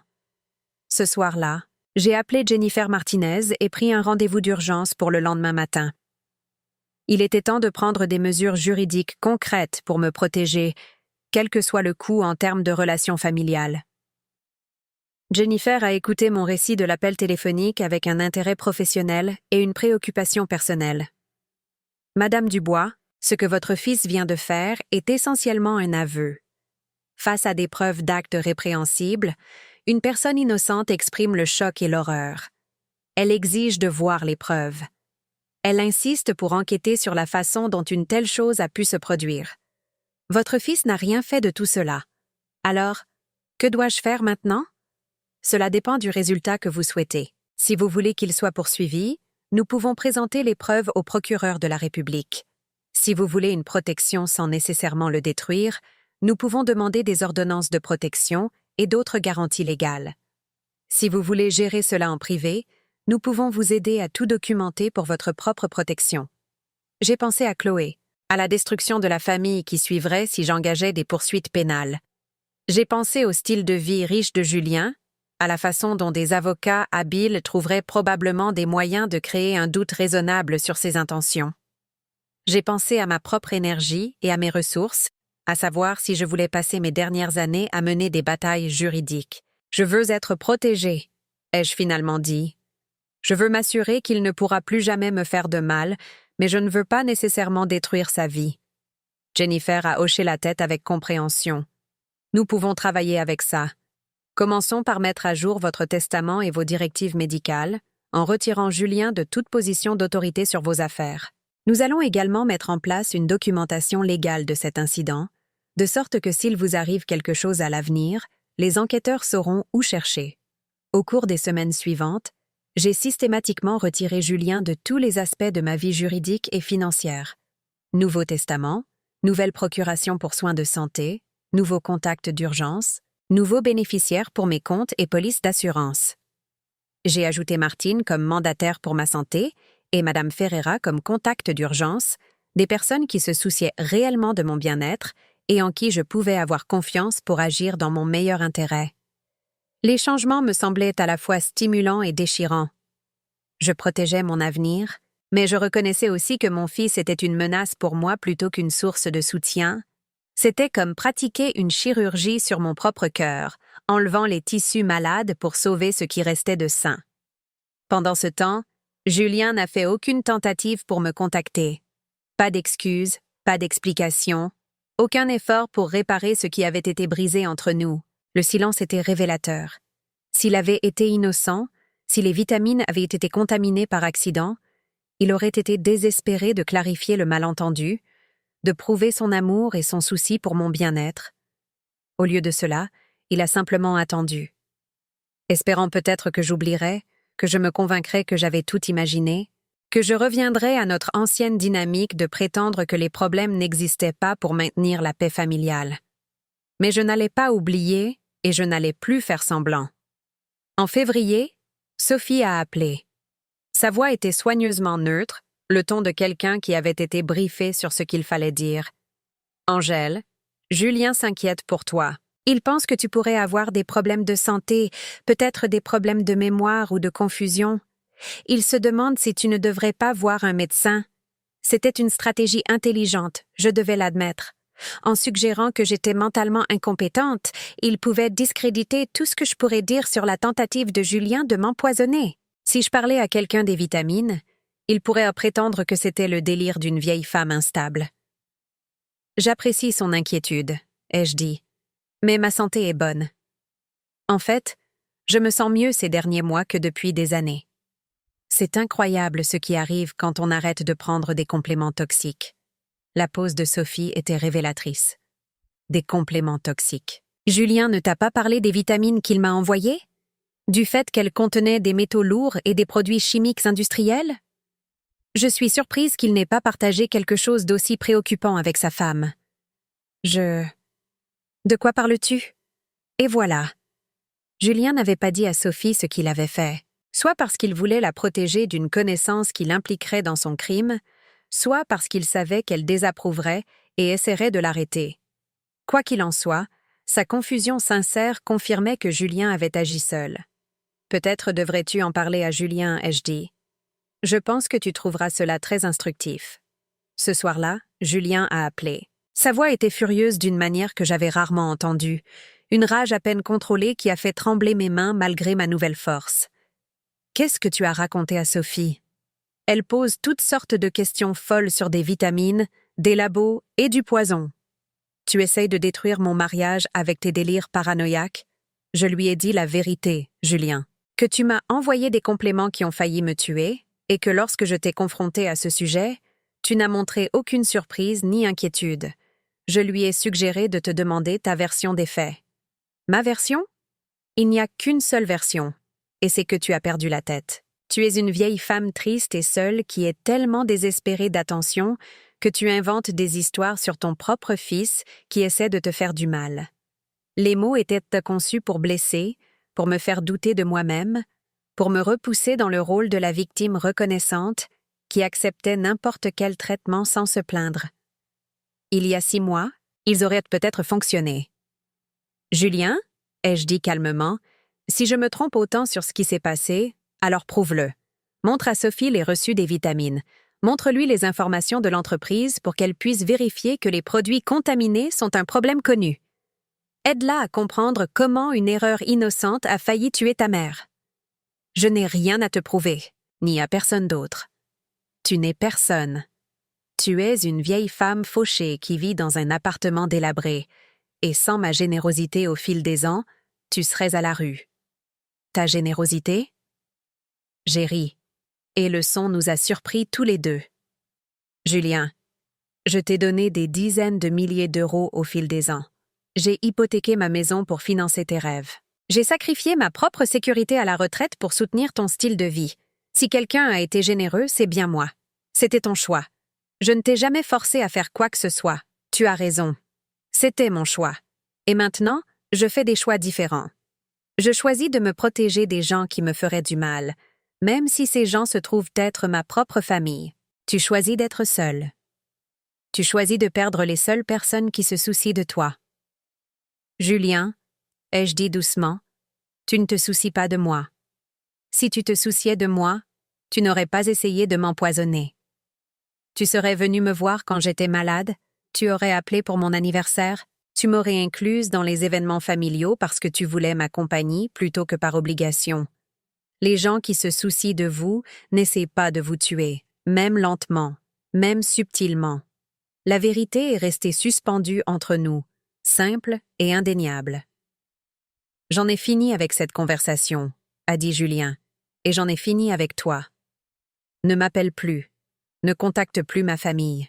Pour moi, je n'ai plus de mère. La ligne a été coupée. Je suis restée assise dans ma cuisine, tenant le téléphone, et attendant de me sentir dévastée. Attendant le chagrin écrasant qui devrait suivre le reniement par son unique enfant. Attendant le regret qui devrait venir avec le fait de repousser le dernier lien avec la famille que j'avais construite et pour laquelle j'avais tout sacrifié. Mais ce que j'ai ressenti, c'était du soulagement. L'incertitude était terminée. La comédie était finie. Julien avait enfin déclaré explicitement ce qui était implicite depuis des années. Notre relation était transactionnelle, et quand j'ai cessé de lui apporter de la valeur, il était prêt à me rejeter complètement. Ça faisait mal, mais c'était une douleur nette. Comme retirer un pansement qui couvrait une blessure depuis trop longtemps, permettant à l'air et à la lumière d'atteindre enfin les tissus endommagés pour qu'ils puissent commencer à guérir correctement. Ce soir-là, j'ai appelé Madame Ferreira et lui ai demandé si elle voulait monter prendre un thé. Elle est arrivée en quelques minutes, a jeté un coup d'œil à mon visage et m'a serré dans ses bras comme je n'avais pas été serrée depuis des années. Qu'est-ce qui s'est passé, ma belle? Je lui ai raconté la conversation avec Julien, son rejet final, l'étrange sentiment de soulagement que je ressentais sous la tristesse. Tu sais ce que ça veut dire? A-t-elle dit quand j'ai eu fini. Ça veut dire que tu es libre. Libre de construire une vie basée sur l'amour au lieu de la peur, sur le respect au lieu de l'exploitation. Ton fils, il t'a fait un cadeau, même s'il ne le voulait pas. Un cadeau? La permission d'arrêter d'essayer de gagner l'amour de quelqu'un qui est incapable de le donner. La permission de trouver des gens qui t'aimeront pour qui tu es au lieu de ce que tu peux fournir. C'est un cadeau précieux, même s'il est enveloppé de douleur. À l'arrivée du printemps, j'ai découvert qu'elle avait raison. Sans le drainage constant des demandes et des manipulations de Julien, j'avais de l'énergie pour d'autres relations. J'ai approfondi mon amitié avec Martine, la retrouvant chaque semaine pour un café et de longues promenades. Je me suis davantage impliquée dans le jardin partagé, obtenant finalement ma propre parcelle où je cultivais des tomates, des herbes et des fleurs que je partageais avec les voisins. J'ai rejoint un club de lecture à la bibliothèque, un groupe de femmes de mon âge qui se réunissaient chaque mois pour discuter de romans et partager des histoires de nos propres vies. J'ai appris que je n'étais pas la seule à avoir lutté avec des enfants adultes difficiles, à avoir trop sacrifié pour des membres de la famille ingrats, à avoir fait le choix difficile de donner la priorité à leur propre bien-être. J'ai commencé à suivre un cours de peinture, découvrant des talents que je n'avais jamais eu le temps de développer lorsque ma vie tournait autour des besoins de Julien. Mon professeur, une enseignante d'art à la retraite nommée Barbara, m'a encouragée à présenter certaines de mes œuvres à une exposition d'art locale. L'idée semblait ridicule au début. Moi, une femme de 73 ans qui n'avait jamais rien peint de plus sophistiqué que des armoires de cuisine, exposant de l'art pour que d'autres le jugent. Mais je l'ai fait quand même. 3 petites toiles représentant des fleurs du jardin partagé, des représentations simples mais honnêtes de la beauté que j'avais contribué à nourrir. Elles n'ont remporté aucun prix, mais elles ne m'ont pas embarrassée non plus. Plus important encore, l'acte de créer quelque chose de beau, de contribuer au trésor mondial de l'art et du sens, ressemblait à une forme de prière. Pour la première fois depuis des décennies, je vivais au lieu de simplement survivre. L'appel à propos de Chloé est arrivé en mai, juste au moment où les tomates de mon jardin commençaient à fleurir. C'était Sophie, et sa voix était différente de ce que je lui avais jamais entendu. Plus petite, plus vulnérable, dépouillée de l'hostilité polie qui avait caractérisé nos conversations précédentes. « Angèle, je dois te parler de Chloé. De Julien. » Mon cœur s'est serré. « Chloé va bien? » Elle. Elle demande constamment de tes nouvelles. Elle veut savoir pourquoi tu ne viens plus. Pourquoi tu n'es pas venu à sa fête d'anniversaire le mois dernier? Julien lui dit que tu es trop occupé, que tu as d'autres priorités, mais elle ne comprend pas. Que te dit Julien? Une longue pause. C'est de ça que je voulais te parler. Après ce que tu as dit sur les vitamines, j'ai commencé à prêter attention à des choses que j'avais ignorées auparavant. La colère de Julien quand ton nom est mentionné, son refus d'expliquer pourquoi tu as arrêté de venir. Certains documents financiers que j'ai trouvés suggèrent qu'il a géré ton argent de manière insensée. Mon pouls s'est accéléré. Quel genre de documents financiers? Des copies de chèques de tes comptes, des papiers d'hypothèque avec ta signature que je ne me souviens pas que tu aies signés, des relevés d'investissement montrant d'importants transferts de comptes à ton nom vers des comptes à son nom. La pièce a commencé à tourner. J'avais su que Julien m'avait emprunté de l'argent au fil des ans, mais j'avais supposé que ces transactions étaient des prêts simples, pas un vol financier sophistiqué. « Sophie, ai-je dit prudemment, depuis combien de temps sais-tu cela? » Je soupçonnais que quelque chose n'allait pas depuis un moment, mais je me suis convaincue que ce n'était pas mes affaires. Toi et Julien étiez des adultes qui réglaient vos propres arrangements financiers. Mais après que tu aies mentionné les vitamines, après avoir vu sa colère quand je l'ai interrogé à ce sujet, j'ai commencé à chercher plus attentivement. Et qu'as-tu trouvé? Assez pour réaliser que mon mari vole systématiquement sa mère depuis des années, et que lorsque tu as commencé à poser des questions, il a décidé de résoudre le problème de façon permanente. Elle comprenait. La femme de Julien, la mère de son enfant, la personne qui le connaissait le plus intimement, était parvenue à la même conclusion que moi sur ses intentions. Sophie, que veux-tu de moi? Je veux protéger Chloé. Si Julien est capable de ce dont je le crois capable, s'il a vraiment essayé d'empoisonner sa propre mère, alors que pourrait-il faire à d'autres personnes qui se mettent sur son chemin? Que pourrait-il me faire si je menace de le dénoncer? C'était une question glaçante, une qui ouvrait des possibilités que j'avais essayé de ne pas envisager. Si Julien pouvait tenter d'assassiner sa mère pour un gain financier, quelle limite ne franchirait-il pas? Jusqu'où irait-il pour protéger son style de vie et sa réputation? L'as-tu confronté? Pas directement. Mais il sait que je pose des questions. Il a été différent dernièrement. Il me surveille de plus près. Il fouille dans mes affaires. Je l'ai surpris en train de regarder mon téléphone la semaine dernière. Sophie, toi et Chloé devaient être en sécurité pendant que nous réglons ça. As-tu de la famille chez qui tu pourrais rester? Mes parents sont en Normandie. Mais si j'emmène Chloé là-bas sans explication, Julien suivra. Il exigera de savoir ce qui se passe. Et je ne sais pas comment lui dire que je pense qu'il est un meurtrier potentiel sans nous mettre en danger. Nous avons parlé pendant une autre heure, élaborant un plan qui protégerait à la fois Sophie et Chloé, tout en nous permettant de documenter les crimes de Julien et de chercher justice pour ce qu'il avait fait. Ce n'était pas parfait, mais c'était un début. 3 jours plus tard, Sophie a appelé Julien au travail et lui a dit que Chloé avait eu un accident, qu'elles étaient à l'hôpital en Normandie et qu'il devait venir immédiatement. Pendant qu'il conduisait vers une urgence qui n'existait pas, Sophie me rencontrait au bureau de Jennifer Martinez avec des boîtes de documents financiers et un enregistreur. Ce que nous avons découvert au cours des heures suivantes était pire que ce que nous avions imaginé. Julien ne m'avait pas seulement emprunté de l'argent au fil des ans. Il avait falsifié ma signature sur des documents de prêt, utilisé mon numéro de sécurité sociale pour ouvrir des comptes de crédit, volant systématiquement mon identité pour financer ses plans d'investissement. L'argent que je pensais lui avoir donné librement était en fait de l'argent qu'il avait volé, souvent à mon insu. L'incident des vitamines n'était pas une tentative de meurtre isolée. C'était l'aboutissement d'années d'abus financiers, la solution finale de Julien au problème d'une mère qui pourrait éventuellement découvrir ses crimes. Avec ma mort, il n'y aurait personne pour remettre en question sa gestion de mes comptes. Il pourrait prétendre que je lui avais donné procuration avant ma mort, hérité légitimement de mes biens, dissimulé des années de vol avec quelques documents falsifiés. C'est de l'abus financier envers une personne âgée à grande échelle, a déclaré Jennifer alors que nous examinions les preuves. Nous parlons de centaines de milliers d'euros volés sur plusieurs années. Plus une tentative de meurtre. Plus un vol d'identité. Julien risque de graves crimes.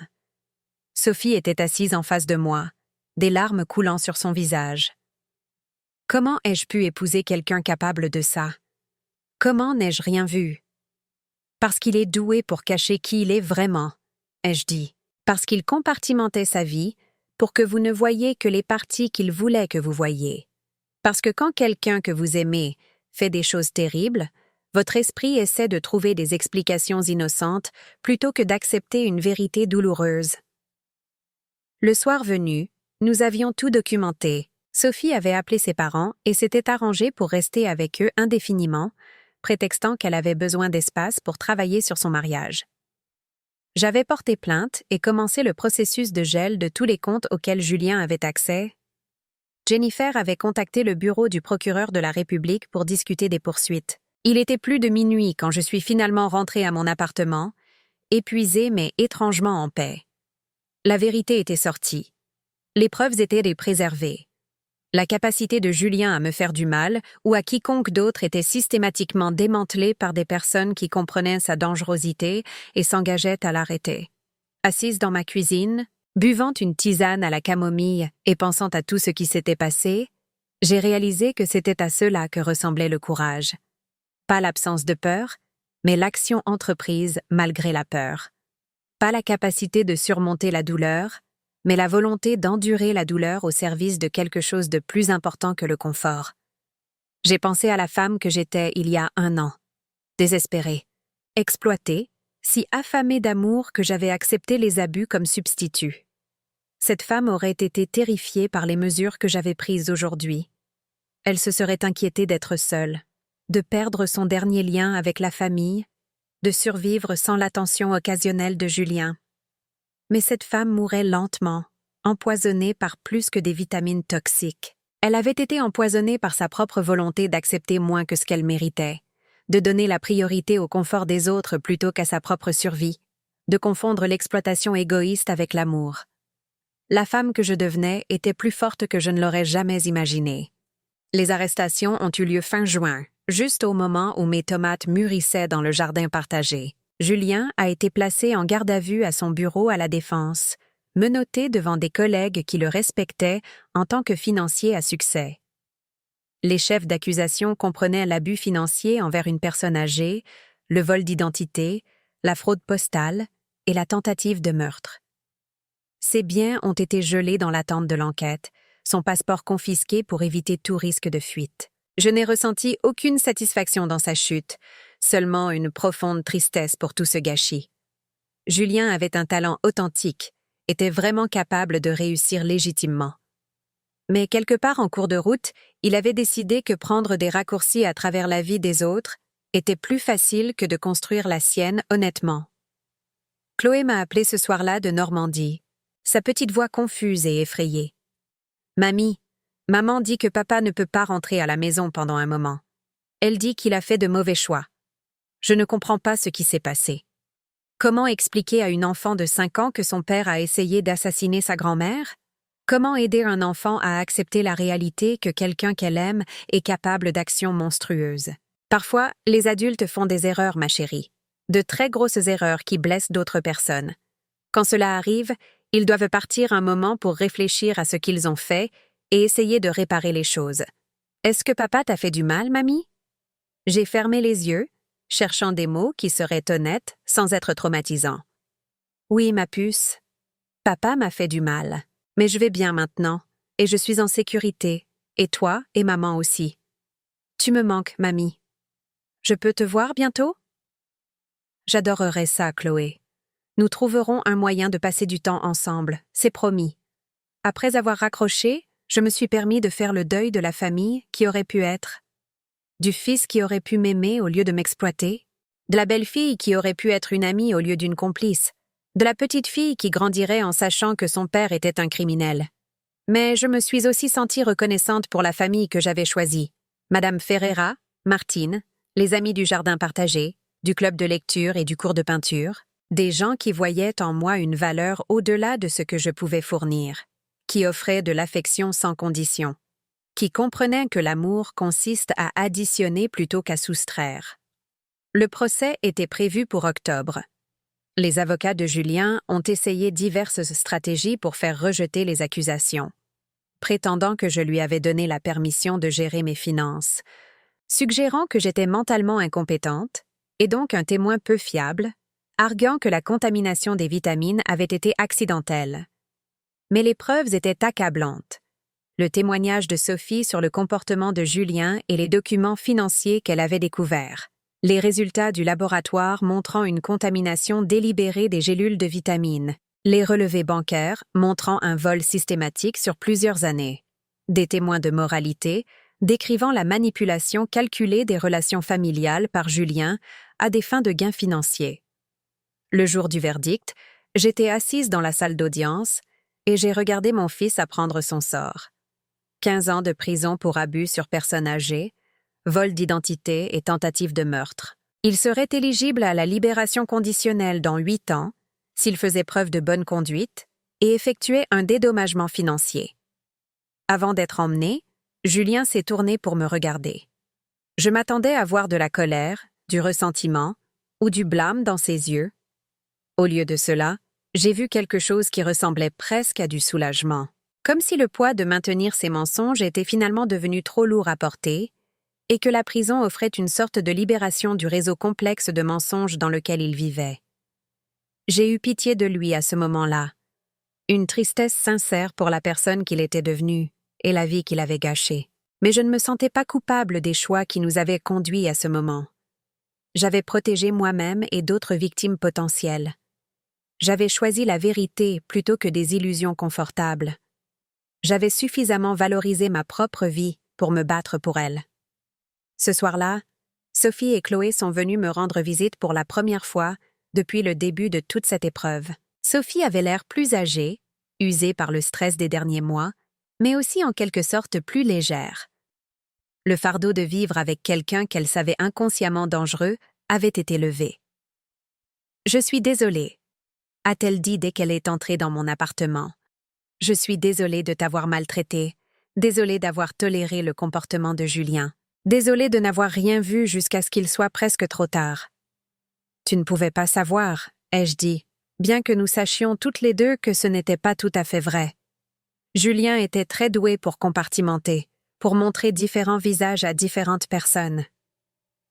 Chloé avait grandi depuis que je l'avais vue, mais elle avait toujours les mêmes grands yeux qui voyaient tout et traitaient les émotions avec une honnêteté surprenante. « Mamie, est-ce que c'est de ma faute si papa est parti? Est-ce que je n'étais pas assez bien pour qu'il veuille rester? » Mon cœur s'est brisé pour elle, pour la culpabilité qu'elle portait et qui appartenait entièrement aux adultes qui l'avaient déçue. « Oh, ma chérie, rien de tout cela n'est de ta faute. Ton papa est parti parce qu'il a fait de mauvais choix, pas à cause de quelque chose que tu as fait ou pas fait. Tu es parfaite exactement comme tu es. Et quiconque ne le voit pas a un problème avec ses yeux, pas avec toi. Nous avons passé la soirée à cuisiner ensemble. » Chloé m'aidant à laver les légumes pendant que Sophie et moi parlions de questions pratiques, redressement financier, garde des enfants, comment aider Chloé à surmonter ce qui s'était passé sans prendre la responsabilité des échecs des adultes. Au moment de partir, Chloé m'a serrée dans ses bras avec une intensité féroce que seuls les enfants peuvent avoir. « Je t'aime, mamie. Je suis contente que tu sois en sécurité. Je t'aime aussi, mon bébé. Plus que tu ne peux l'imaginer. » Après leur départ, je suis restée assise dans mon salon, entourée de la vie que je m'étais construite au cours de l'année écoulée. Des plantes sur chaque rebord de fenêtre, des tableaux que j'avais créés couvrant les murs, des livres empilés partout, des photos d'amis et de rassemblements au jardin partagés sur les tables d'appoint. Ce n'était pas la vie que j'avais imaginée quand j'étais plus jeune. Ce n'était pas la fin de contes de fées où la mère dévouée est enfin appréciée et soignée par des enfants reconnaissants. C'était quelque chose de mieux, une vie basée sur la vérité plutôt que sur l'illusion, sur le respect de soi plutôt que sur le sacrifice de soi, sur des liens choisis plutôt que sur des obligations biologiques. J'étais seule, mais je ne me sentais pas seule. J'étais indépendante, mais je n'étais pas isolée. J'étais plus âgée, mais je n'étais pas diminuée. J'étais exactement qui je devais être. Au moment où j'écris cette histoire, cela fait 2 ans que Julien a été condamné. Chloé me rend visite un week-end sur 2 maintenant, prenant le train depuis la Normandie avec Sophie ou parfois avec sa grand-mère maternelle. Nous cuisinons ensemble, travaillons dans le jardin partagé, peignons des tableaux des fleurs que nous cultivons. Elle s'épanouit en thérapie, traitant les actions de son père avec la résilience que possèdent les enfants lorsqu'ils sont entourés d'adultes qui privilégient leur bien-être à leur propre convenance. Sophie a commencé à fréquenter quelqu'un de nouveau, un homme gentil qui travaille comme assistant social et qui la traite, elle et Chloé, avec une affection sincère. Elle l'amène parfois au dîner de famille et je la regarde apprendre à quoi ressemblent des relations saines, à quel point l'amour est différent lorsqu'il n'est pas mêlé de peur et de manipulation. Julien m'écrit parfois des lettres de prison. Ce sont principalement des excuses, des tentatives d'expliquer ses actions, des promesses qu'il a changées et qu'il veut se racheter à sa sortie. Je les lis, mais je ne réponds pas. J'ai appris que le pardon ne nécessite pas une relation continue, que la guérison ne dépend pas de la participation des personnes qui vous ont fait du mal. J'ai récupéré la plupart de l'argent qu'il a volé, bien que le processus juridique ait été lent et coûteux. Plus important encore, j'ai découvert que je n'ai pas besoin d'autant d'argent que je le pensais pour bien vivre. Lorsque votre vie n'est pas vidée par des prédateurs financiers, lorsque vous n'essayez pas d'acheter l'amour de personnes incapables de le vendre, ce que vous avez va plus loin que vous ne l'imaginez. Mes journées sont pleines maintenant d'une manière qu'elles ne l'ont jamais été lorsque j'essayais désespérément de maintenir un lien avec des gens qui souhaitaient que je n'existe pas. Je suis bénévole au jardin, partagé 3 jours par semaine, je donne des cours de peinture au centre pour personnes âgées, j'aide au programme d'alphabétisation à la bibliothèque, je dîne avec des amis, je participe à des réunions de clubs de lecture, je vais à des concerts, des films et des expositions d'art. J'apprends l'espagnol avec une amie, je prends des cours de piano avec un professeur de musique à la retraite qui vit dans mon immeuble, je prévois un voyage à Rome le printemps prochain avec Martine. Je vis la vie que je veux plutôt que la vie que les autres attendent de moi. Parfois, les gens me demandent si je regrette les choix que j'ai faits, si j'aurais aimé essayer plus fort de maintenir ma relation avec Julien malgré tout ce qu'il avait fait. La réponse est toujours non. Vous ne pouvez pas forcer quelqu'un à vous aimer en retour. Vous ne pouvez pas vous sacrifier suffisamment pour gagner le respect de personnes qui vous considèrent comme jetables. Vous ne pouvez pas réparer des relations qui sont fondamentalement basées sur l'exploitation plutôt que sur l'attention mutuelle. Mais vous pouvez choisir de vous aimer suffisamment pour vous éloigner des personnes qui vous font du mal, même lorsque ces personnes partagent votre ADN. Vous pouvez choisir des relations basées sur la réciprocité et le respect plutôt que sur l'obligation et la culpabilité. Vous pouvez choisir de construire une vie qui vous nourrit plutôt que de vous épuiser. La chose la plus radicale que j'ai jamais faite a été de décider que je méritais mieux que ce que je recevais, puis d'agir en conséquence. Tout ce qui est bon dans ma vie aujourd'hui découle de ce seul choix de valoriser suffisamment mon propre bien-être pour le protéger. À tous ceux qui écoutent et se reconnaissent dans mon histoire, qui se sentent piégés dans des relations qui drainent plus qu'elles ne donnent, à qui on a appris que l'amour signifie accepter n'importe quel traitement que vous recevez, vous méritez mieux. Votre vie a de la valeur indépendamment de ce que vous pouvez fournir aux autres. Votre bien-être compte autant que celui de n'importe qui d'autre. Il n'est jamais trop tard pour vous choisir. Il n'est jamais trop tard pour construire une vie basée sur l'amour plutôt que sur la peur. Vous êtes-vous déjà retrouvé dans une situation où vous deviez choisir entre la loyauté familiale et votre propre sécurité? Ou vous avez découvert que des personnes que vous aimiez étaient capables de vous blesser de manière que vous n'auriez jamais imaginée? Partagez votre histoire dans les commentaires ci-dessous. Parfois, la chose la plus curative que nous puissions faire est de réaliser que nous ne sommes pas seuls dans nos luttes. Et si cette histoire a résonné en vous, veuillez aimer cette vidéo et vous abonner à ma chaîne. Votre soutien m'aide à continuer de partager ces vérités difficiles mais importantes, parce que parfois, ouvrir nos cœurs à des réalités douloureuses est le seul moyen de faire de la place pour une véritable guérison et une joie authentique. Merci de m'avoir écouté. Merci de votre attention. Merci de croire que chaque vie, y compris la vôtre, a une valeur qui mérite d'être protégée.